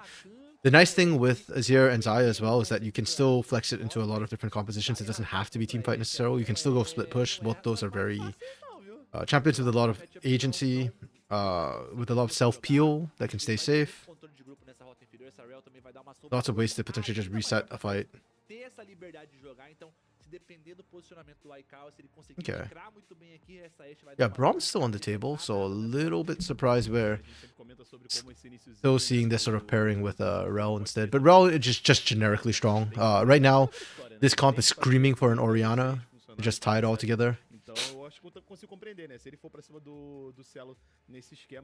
Victor would have been good here if it wasn't played last game. Yeah, very odd draft in a way when Skarner, Sedra's banned. I was gonna say if Skarner and Sedra are open, it's a bit weird that the team didn't pick them, but you can see why they didn't. Very reactive. Okay, there's the Orianna ban away. You can also go away here if you want. He's got the speed up for Rel to engage. Good follow up from range as well. But then if you do that, you need something that can pump out damage from the top lane as well. Ooh, yeah, good Ivern. I keep forgetting Ivern. But Ivern would be epic with these two right now. Yeah, that's most of the tank junglers gone. You could maybe go Wukong as well here. Would not be a bad pick. The clone can tank up the Ashe arrow, and you can mess with Nocturne. The way Cyclone works, you can kind of get through that. Okay. I don't hate Aurora necessarily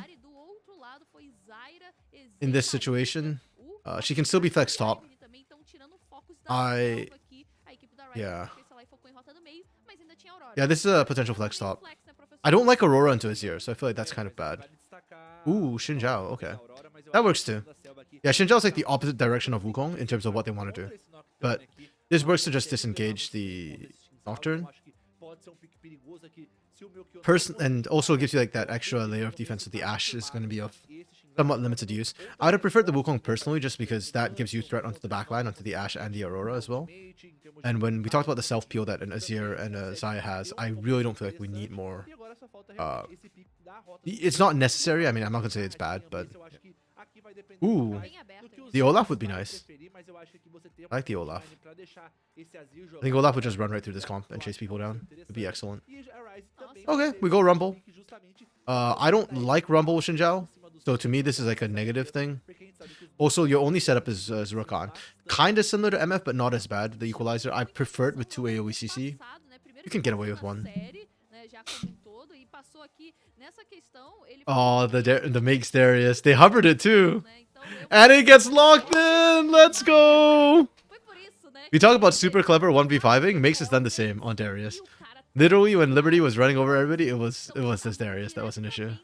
na matchup, o You Darius love to see it. Oh my goodness. Into the Rumble is kind of spicy though. Mas aqui não é o caso. Pois é, os Darius com aí Like Rumble can actually handle a Darius in lane, so it's a little bit spicy. Mas aqui vai pra This comp though que é o Makes, é o campeão assinatura dele. has sucked. Wait, sorry. Let me Darius voadores. rewind this so I can screenshot this in pick order before they swap it to roll order. De caçador, O mas Darius aqui não é Seninha, o né? caso. Pois é, os Darius com a Yomu ali, eu confesso que é bem chato, já sofri pra Okay, vários. there we go. Ele consegue encaixar esse Where's my paint? There we go. Tem uma pressão na fase de rotas, viu que esse Xante Pop não that consegue in. absorver And here are the essa drops from the two pressão. Eu acho que games. eles mudaram um pouco esse planejamento. Tem esse knock também pra acompanhar na rota lateral. Yeah, Ela vai ter que se atentar bastante, principalmente kind of don't like this comp. I like what it started with, and then it kind of went off the rails to the last two pick in the solo lanes. Now this has shifted a lot to very mixed comp. Okay, let's start Stella first. I think first three picks were really solid. Backbone, you can flex any which way. I would have given it, like, it was sitting kind of at a 4 for the first three picks. Then you picked the Xinjiao, which to me was like, okay, it could go either way, plus or minus 0.5. And then you pick the Rumble, which then the pick itself is good, but working with the Xinjiao is a negative. So I think overall it became a minus. From what should have been a good like 4 draft, I'm gonna give this a 3.5. It's still really solid and still does a lot of things. For Rise, Ashe Nocturne I kind of like because they're double globals and you can kind of play off each other really, really well. It's a really good setup for everything else. You get Rel, which I think is right now the premier support. And then what, right? You've got Rel, which is a good team fighter, but you don't pick another tool that can go well with her. You don't pick, like, heck, a Rumble would have been good with the Rel here, right? Like we're talking about. Misfortune is already played, so you don't have that option. Yeah, Orianna got banned, unfortunately. I said you could put a Hui here and that would have been fine. Victor would have been good if it wasn't played already. But Aurora was kind of like meh, like not great, but not that good, but not that bad either. Like it was just kind of a very average pick. And if you had sent it to top lane, I'd be okay with it. Instead, you then pick Darius, who is really neither here nor there whatsoever. And honestly, Darius is going to struggle into this composition so much. There is CC, which is one of the counters to Darius. There is Disengage with Xinjiao. Zaya can kind of hop away and then Blade Call and root you. Azir can knock you away. Even with the Rumble, okay, in lane you can deal with the Rumble, but outside of lane, it's kind of hard to as well because his Equalizer applies such a big slow that Darius is going to struggle to get in fights. Can make still 1v5, yeah. We've seen him do it before. Is it going to be easy for him to do it? No, this is harder than ever. So this comp is honestly very internally not cohesive. You could split push. I think that this comp is just going to be a split push comp, basically, and then you play for the globals to cover that lane. But we've already had one game of that back in game 1 from RATZ, who tried to do it. It didn't work then. This team is probably more disciplined than RATZ. I mean, a lot of them have tier 1 experience, but even then, I just don't have faith that they can pull it off. The other issue too is if Darius is split pushing, this side of the comp is very punishable. And there is good engage with the Rakan. So this side can get absolutely wrecked. If you want a split push comp, you need the 4 side to be able to hold waves very, very well. And unfortunately, I just don't see that here. So if I give this a 3.5 because of internal self dysynergy, I'm actually going to give this comp less than a 3. I'm going to give this comp a 2.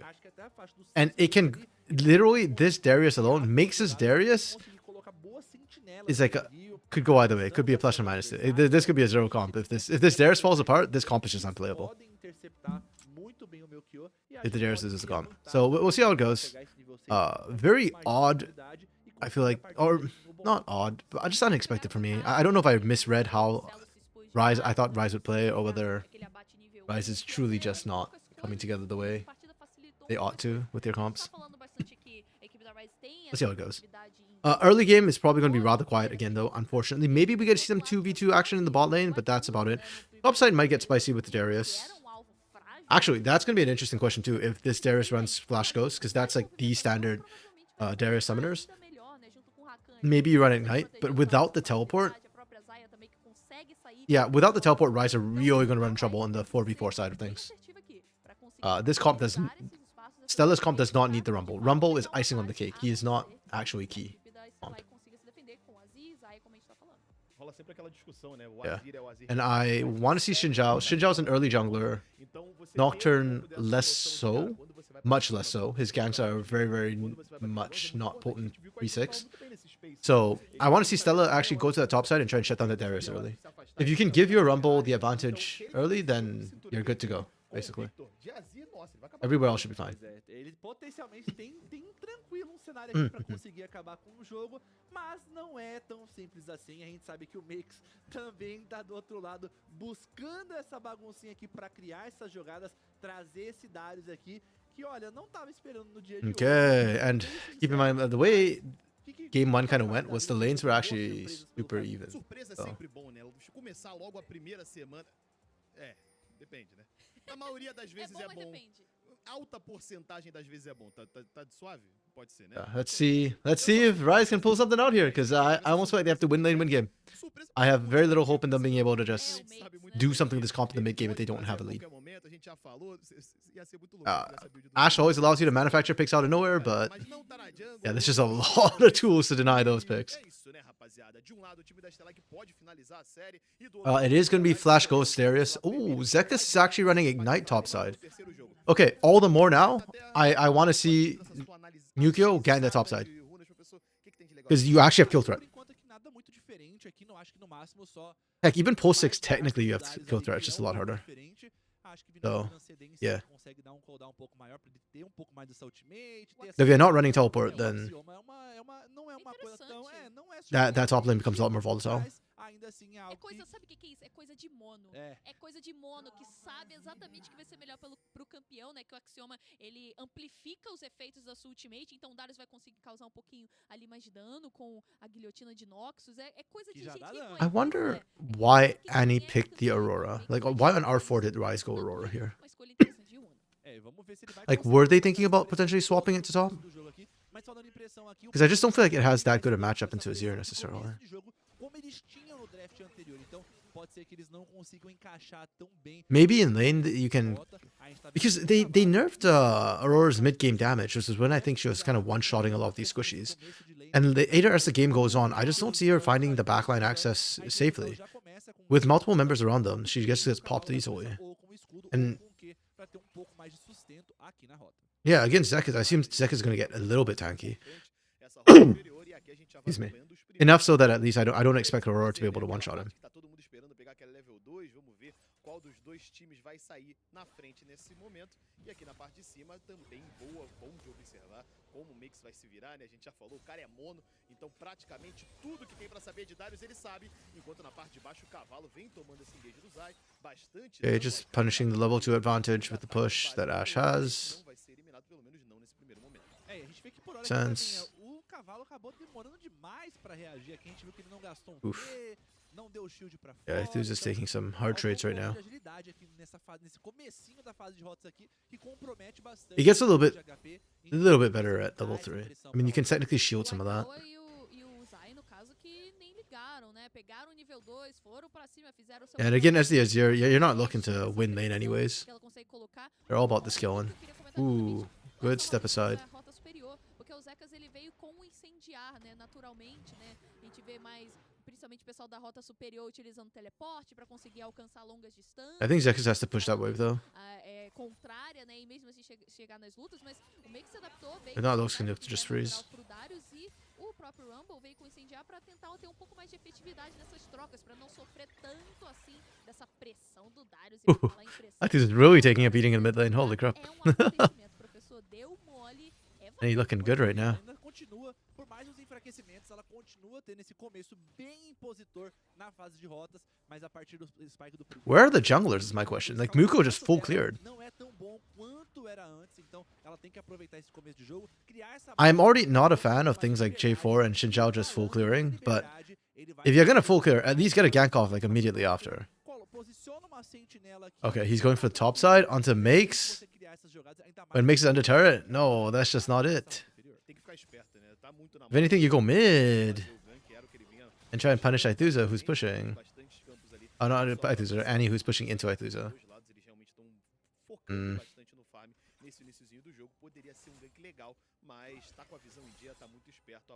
Yeah, if and this is why it's only a 3.5. Like the comp is still generally pretty decent. The synergy alone is not enough for me to drop it that low, but it's also just the fact that Xin Zhao can't do squat against Darius. There's two people who the Crescent Guard is going to be very effective against, and that's Aikawa and Annie. Everybody else is going to be inside range, so the Crescent Guard is not as useful. And for those reasons, this Xin Zhao should try and make some impact happen early and mid. If we go late, his effectiveness drops off significantly. Instead, it's Stati looking to gank top first. Pre-6 too, I might add. It's a really tough gank. Okay. Nice. Flash is traded. That's good for Makes. Makes wants to do that. He's still got Ghost to run this down.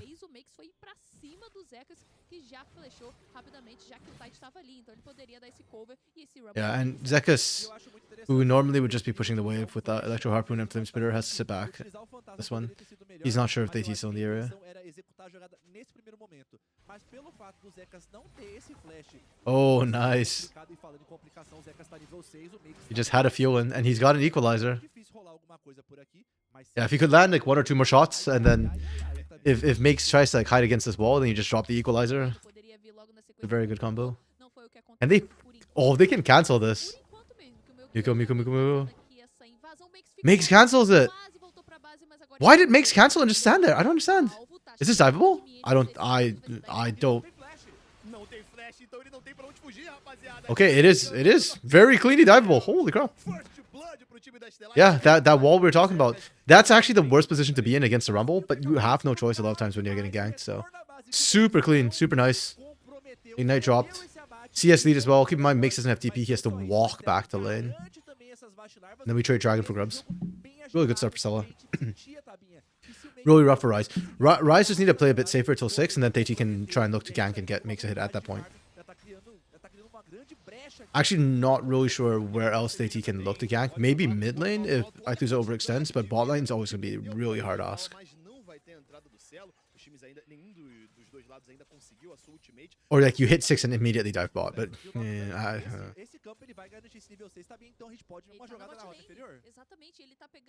I don't know how realistic that really is, and I don't know how much of an advantage that 6 would give you when your bot lane's not there either.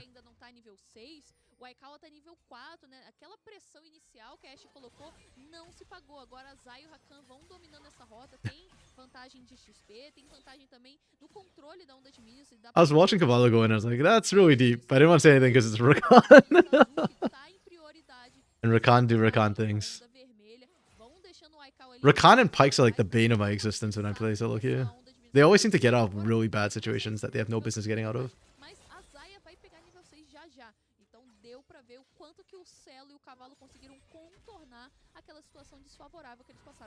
Pois é, e a matchup não favorecia nem pouco eles terem essa pressão no começo, então acho que são pequenos. Okay, Zek is just sitting back, waiting for his ult to come back up. This time Makes has his Noxian Guillotine. He's 6 now. AT's also 6. So Zekas has to be very careful. He has no flash either, so he's the most exposed player right now on Stella. By a significant margin. And yeah, Makes, as I said before, I think Makes is the engine for Rise. If no Makes, it's just a hollow shell.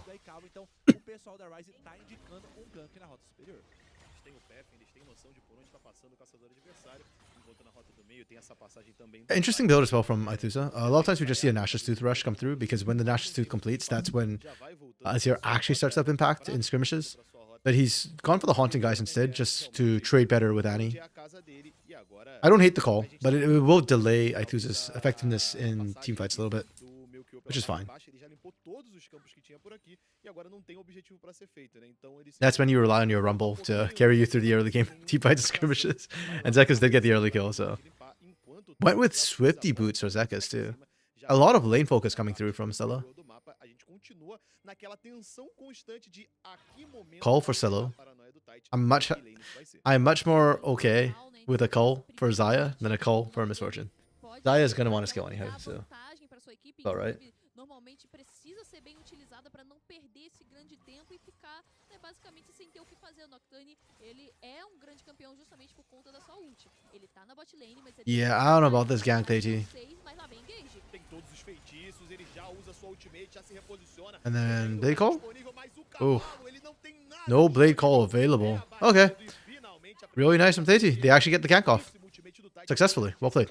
A entrada triunfal que não foi nada. Now, Tati getting the kill is not the worst thing here, because I'm gonna be honest, I don't think giving Ashe the kill is gonna be that impactful in the short term. So that's probably the best person who could have taken it.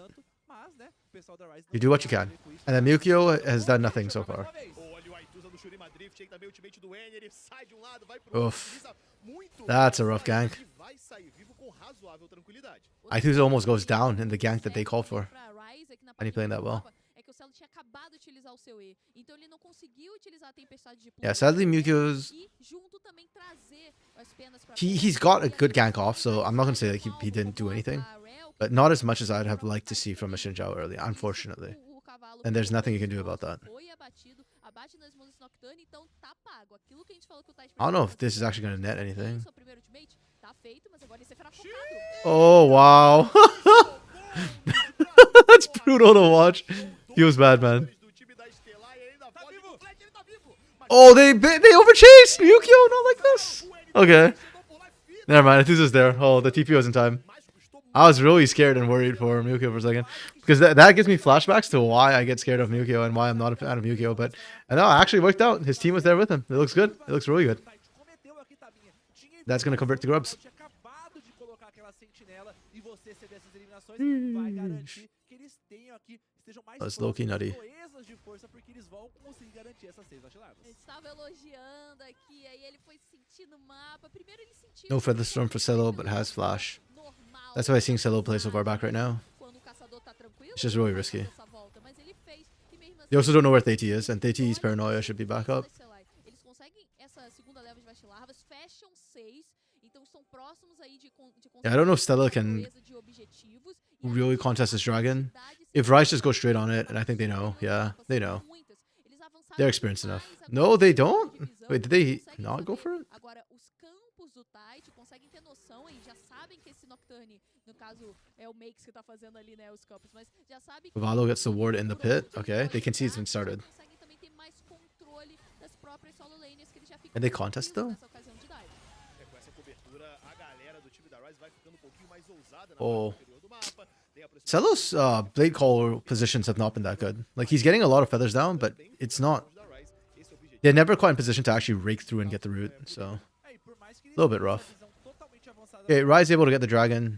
não tem serventia Quite cleanly. no momento, justamente Stella couldn't really porque o contest. Ryze foi diretamente pra esse dragão, não tinha os acampamentos na parte superior. Another low kill game to start. Controle, a posse dessa visão, não, Not a lot of action. muita coisa, Team's just playing for the objectives for now. tá uma luta nessa parte. Top side as well, it's worth noting that Makes has pretty much balanced out the lane. He's still down a little bit in CS, but. As bate-larvas, Or in experience, pardon me. And CS, but it's pretty much been neutralized. que vai ser uma alma Yukio's not been able to make much more happen either, unfortunately. sinergiza muito bem com a Ashe, que tem esse alcance. He went for that topside play, but it's just the kill. He wasn't able to get any Sinergia legal, então acho que é uma boa significant gains off of it. Like, yeah, he got grubs too, I guess, but Tem um Azir ali pra causar identidade com a distância, e lá vem o Nocturne. Western guard, yep. Já chama também o próprio Tite, todo mundo ali. And then team disengage. There you go. That's what I'm talking about. There's so many disengage tools. Imperador. A Ituza afasta geral e vai garantir a vida do seu querido. Like right now, it just builds out Mukio, but later on, Né, o quanto esse Azir pode fazer essa proteção, né, usar it's really going to affect the mas também de forma defensiva, assim conseguiu manter a vida do meu ability to actually team fight.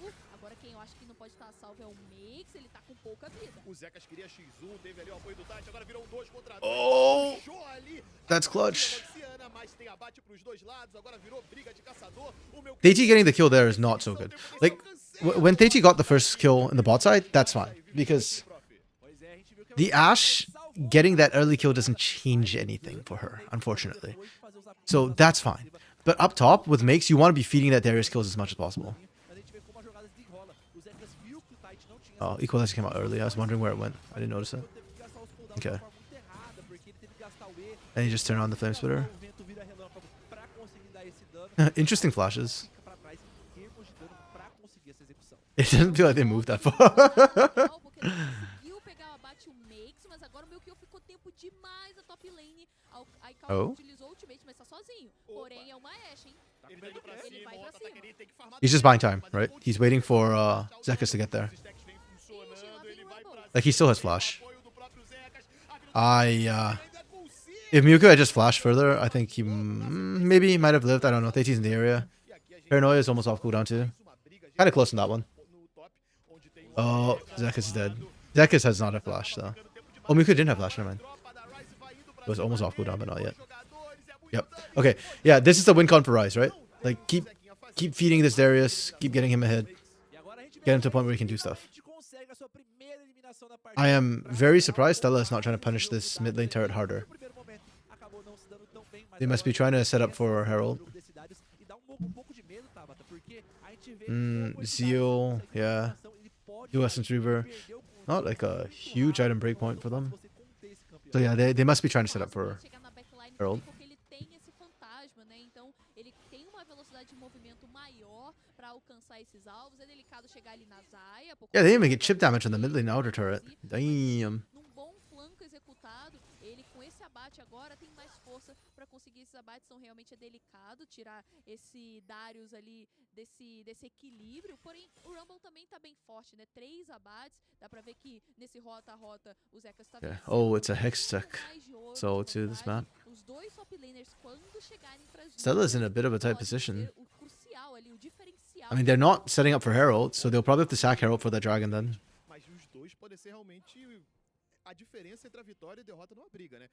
Like, I thought they'd just go for Herald into Dragon ideally, and then maybe pick up a kill on Makes along the way, but Uma ultimate bem encaixada, ele pode separar yeah. muito controle de terreno, então os dois jogadores podem ser ali cruciais. This happened last game too, where both teams were very, very focused on the dragon, and Herald ended up being staying for like ever. Na parte de cima, a gente já Atacon too was not a priority for them. Opa!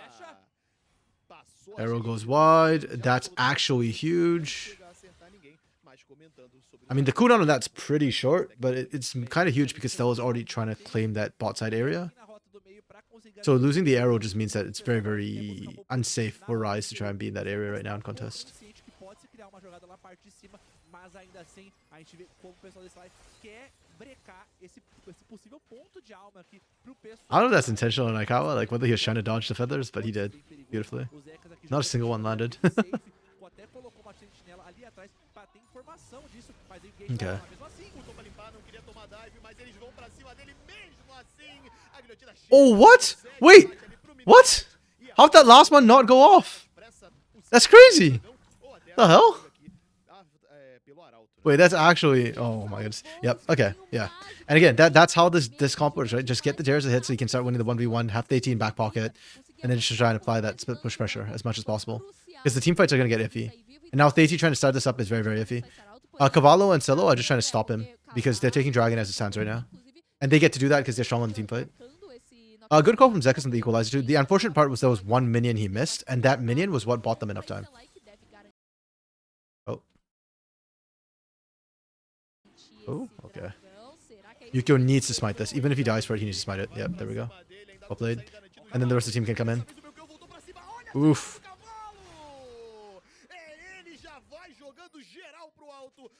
Yeah, a little bit ambitious from Annie and Aikawa. I feel like they needed a front line to do that. Remember we were talking about Crescent Guard and how like it's effective really against only 2 members? But it was the 2 members who went after the Xinjiao. Oh. Tá torcendo pra ele?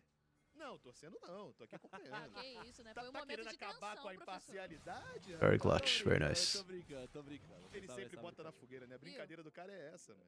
Eu sempre tô lá também, né? Um dos outros é refresco. Okay, with the Swifty boots upgraded with the feats as well, maybe Zekas can actually space a bit better. It's really tough because basically as soon as Darius lands the pole, you're in trouble. And Rumble is still melee despite the electro harpoons. Esse é o meu jeito JT's waiting in back pocket again. Look at JT on the map. He's nearby. de bola. Aqui a gente viu mais He's just waiting in back pocket tirando fininho. over and over and over again. O Mix poderia fazer estrago. Other members are wanting to come in on this too. Continua por aqui, o cavalo. Aithusa has no TP, so this could be, yeah, the dive could be good. A última iniciação dele foi boa demais. Ele tá a fim de conseguir mais uma. Tatiari apagou a luz, mas mesmo assim ainda tem briga. Ele volta Can they CC? pra cima do cavalo. O cavalo, opa! Oh yeah, the dive. There's too many members here. O cavalo tá ali no meio, vai tomar esse dive. É Yep. puxado pra X. That's the play. Okay, so Ryze at least recognizes their win condition with the draft that they drafted. I was honestly a little bit concerned that they wouldn't. And now for Stella, okay, so for Stella, part of the problem is they have too many turrets standing. There's too many turrets standing. So as long as the outer turrets are all standing, that's going to keep happening because you naturally want to defend the turrets. But now that bot and top outers have gone down, one for each side, the map opens up a little bit more, and that gives Stella more time for their plays. So they're not restricted to the tight timing of that.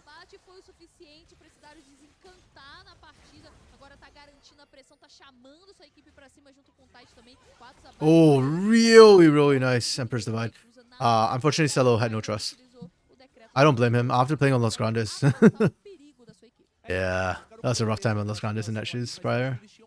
But they did need to blow both their ultimates. And Featherstorm's out cooldown is a really long one. Very rough, very rough.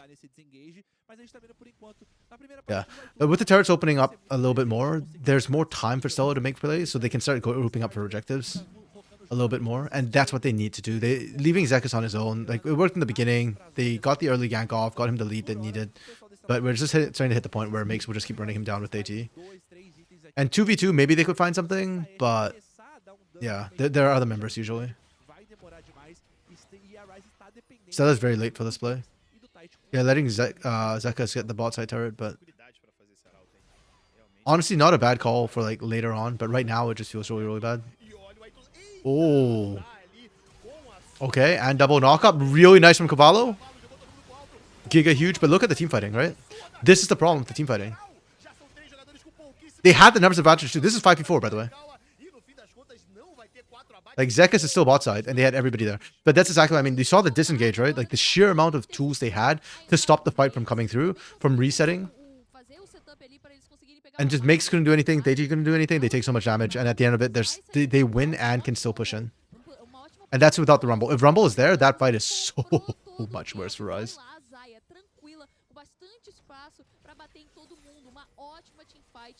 Yeah, that's why this comp for me, like, what was it? I give it a 2.5, a 2? Like, it's just really hard to execute. Bot inner took a beating, probably about half health. Mid completely went down. Again, good for Stella, buys some more time. And that was what I was saying, like, the trade that Stella was making, they were late to the Herald, which is not ideal, but at the same time, it still ends up being not the worst situation for them, because if they could take the bot side inner turret and open up the map even further, I think they're okay with giving up the Herald for that, with making the lanes longer and giving them more space to play around. On top of that, the Herald in pocket for RATZ is a double-edged sword for the same reason. Like, if you take a turret, it might not actually benefit you in terms of snowballing. Like, it's good if Makes is further ahead. If Makes could just absolutely body Zekus solo, then opening up the map further is good. But if not, then yeah, you're in this sort of situation, which is kind of sus. AT can't even ult because Cavallo's just interrupting him the entire time. Yeah, and once Makes is down, zero fear from Stella. It's really the Darius that they're worried about. Paranoia down, meaning they don't even want to contest this. That's Atakan gone. Voracious, I believe, this time. Yeah, this kind of feels like GG. Oh. Really good comms from Stella as well, to make sure that every time the Ash Arrow comes out, they've been alerting Aethusa. Yeah, it's Ruinous Atakan, sorry, not Voracious. Ruinous. There's been enough damage and kills early. E agora uma coisa precisa ser dita, né? A gente falou do Darius, fora de controle, o quão decisivo ele pode ser. Porém, agora a gente já tá num ponto da partida que é... Okay, this game isn't GG yet, technically, because there are still ways for RATZ to come back in, but all of them involve Stella screwing up. If Stella doesn't screw up, I think this game is kind of over. And if they were to somehow get Soul, it is truly, truly game over at that point. Like, even if they screw up, I don't think RATZ can come back from a Hextech Soul with that comp when you need to engage. But you can already see they can't even look for the fight. Like, they want... This objective just being taken for free. RATZ sees it, knows that they're there, and just cannot contest. Makes it on the other side of the map with no TP. You lost with Makes, you're going to get slaughtered without. And then, because the lanes are getting longer, Zekus resets. Muko could run from Dragon to that top side as well. And maybe you get, let's say 20 15 to 20% of the turret if you're makes and you want to stick around, right? But if you stick around, there's a pretty decent chance you die as well. So each time you chip away 15-20%, it's going to take you 5 deaths basically to do that. And if you don't die, you chip away maybe like 5 to 10%. And if it takes you like a minute, let's say, each time to push your wave out from there all the way there, it'd take you about 10-15 minutes to 10 to 20 minutes basically. By which point the other team has already outskilled you horrifically, and you should have lost at least a Baron, which means a turret on your end. That's probably also Hextech Soul in pocket. It's just, yeah. This is... Okay, this is an adaptation. They're trying to push with Envy instead, with Annie instead. I don't hate it, but it's a lot harder for Annie to push. Okay.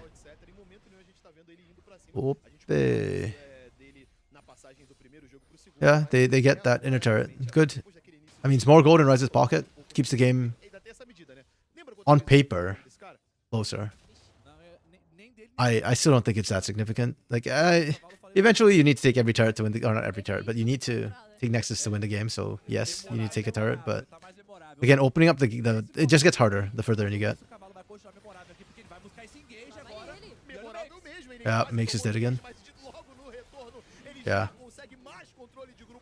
He's surprisingly squishy. What did he build? Shojins and... Oh, more Malmortius. Okay, that's why.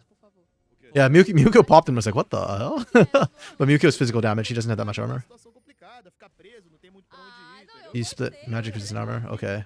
We're just taking this. Deity is on the other side of Narnia with no paranoia. Yeah.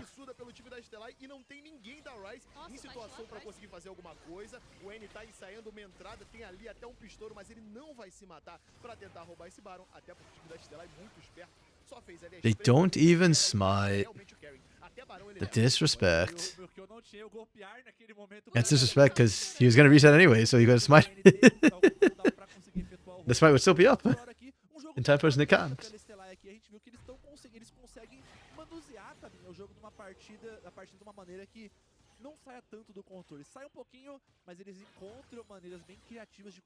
Yeah, 2.5 items match the top side. Jungle, 2.5 items still matched. Mid lane, 2.5 items still matched. Bot lane, 3 items each. In fact, Akawa was actually slightly ahead on that one in terms of items. Bot lane,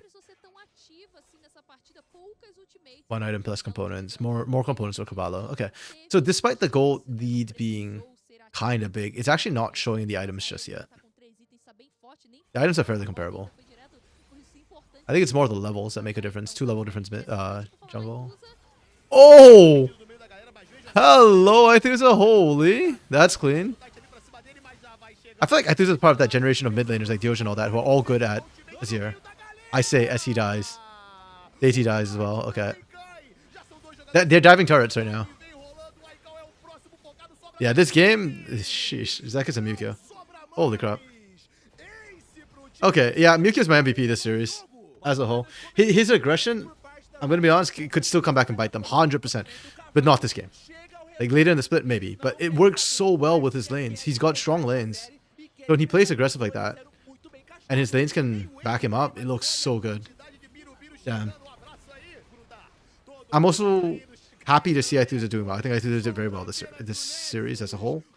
He drew a lot of pressure. And like I said, he's part of that generation of mid laners that just all seem to play Azir very well here in Tier 2. Very, very, very well played. Very, very nice. Very impressed. As for Ryze, I don't know, man. Today just felt like the first 2 games, we saw really weird drops come out from Dopamina and from Ryze. Oh, sorry, not Dopamina. From RATZ and Ryze. I don't like their drops. I don't know what's going on. Like these sort of global comp style drops, like in this meta, I don't understand the read on it. Yeah, I don't think there was enough. We saw a couple of guys come through from Theity onto Makes. I wanted to see more. I just need to see more of that. But even then, it's just so incredibly hard. You saw as the map was opening up. Makes takes longer and longer to get objectives. He's just getting collapsed on faster and faster because you're deep in enemy territory. There's not much you can do. Zek has played the Rumble very, very well as well. The early kill gave him the lead, and he knew how to leverage that lead to keep things there.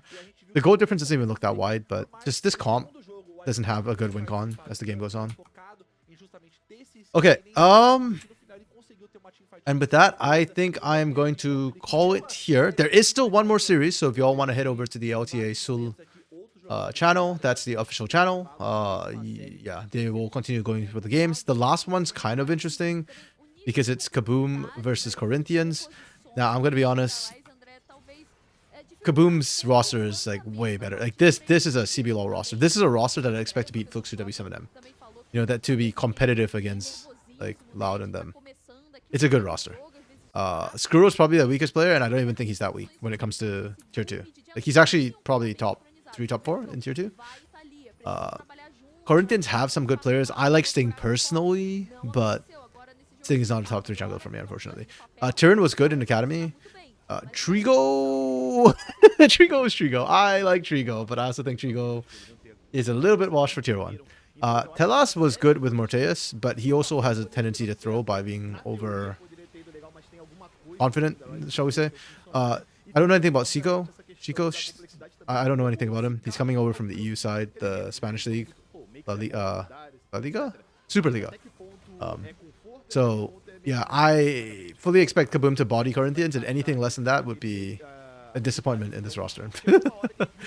So I expect that to be a 2-0 as well. But yeah, I'm not going to stick around to watch it, unfortunately. Like I said, I've got a class later this evening.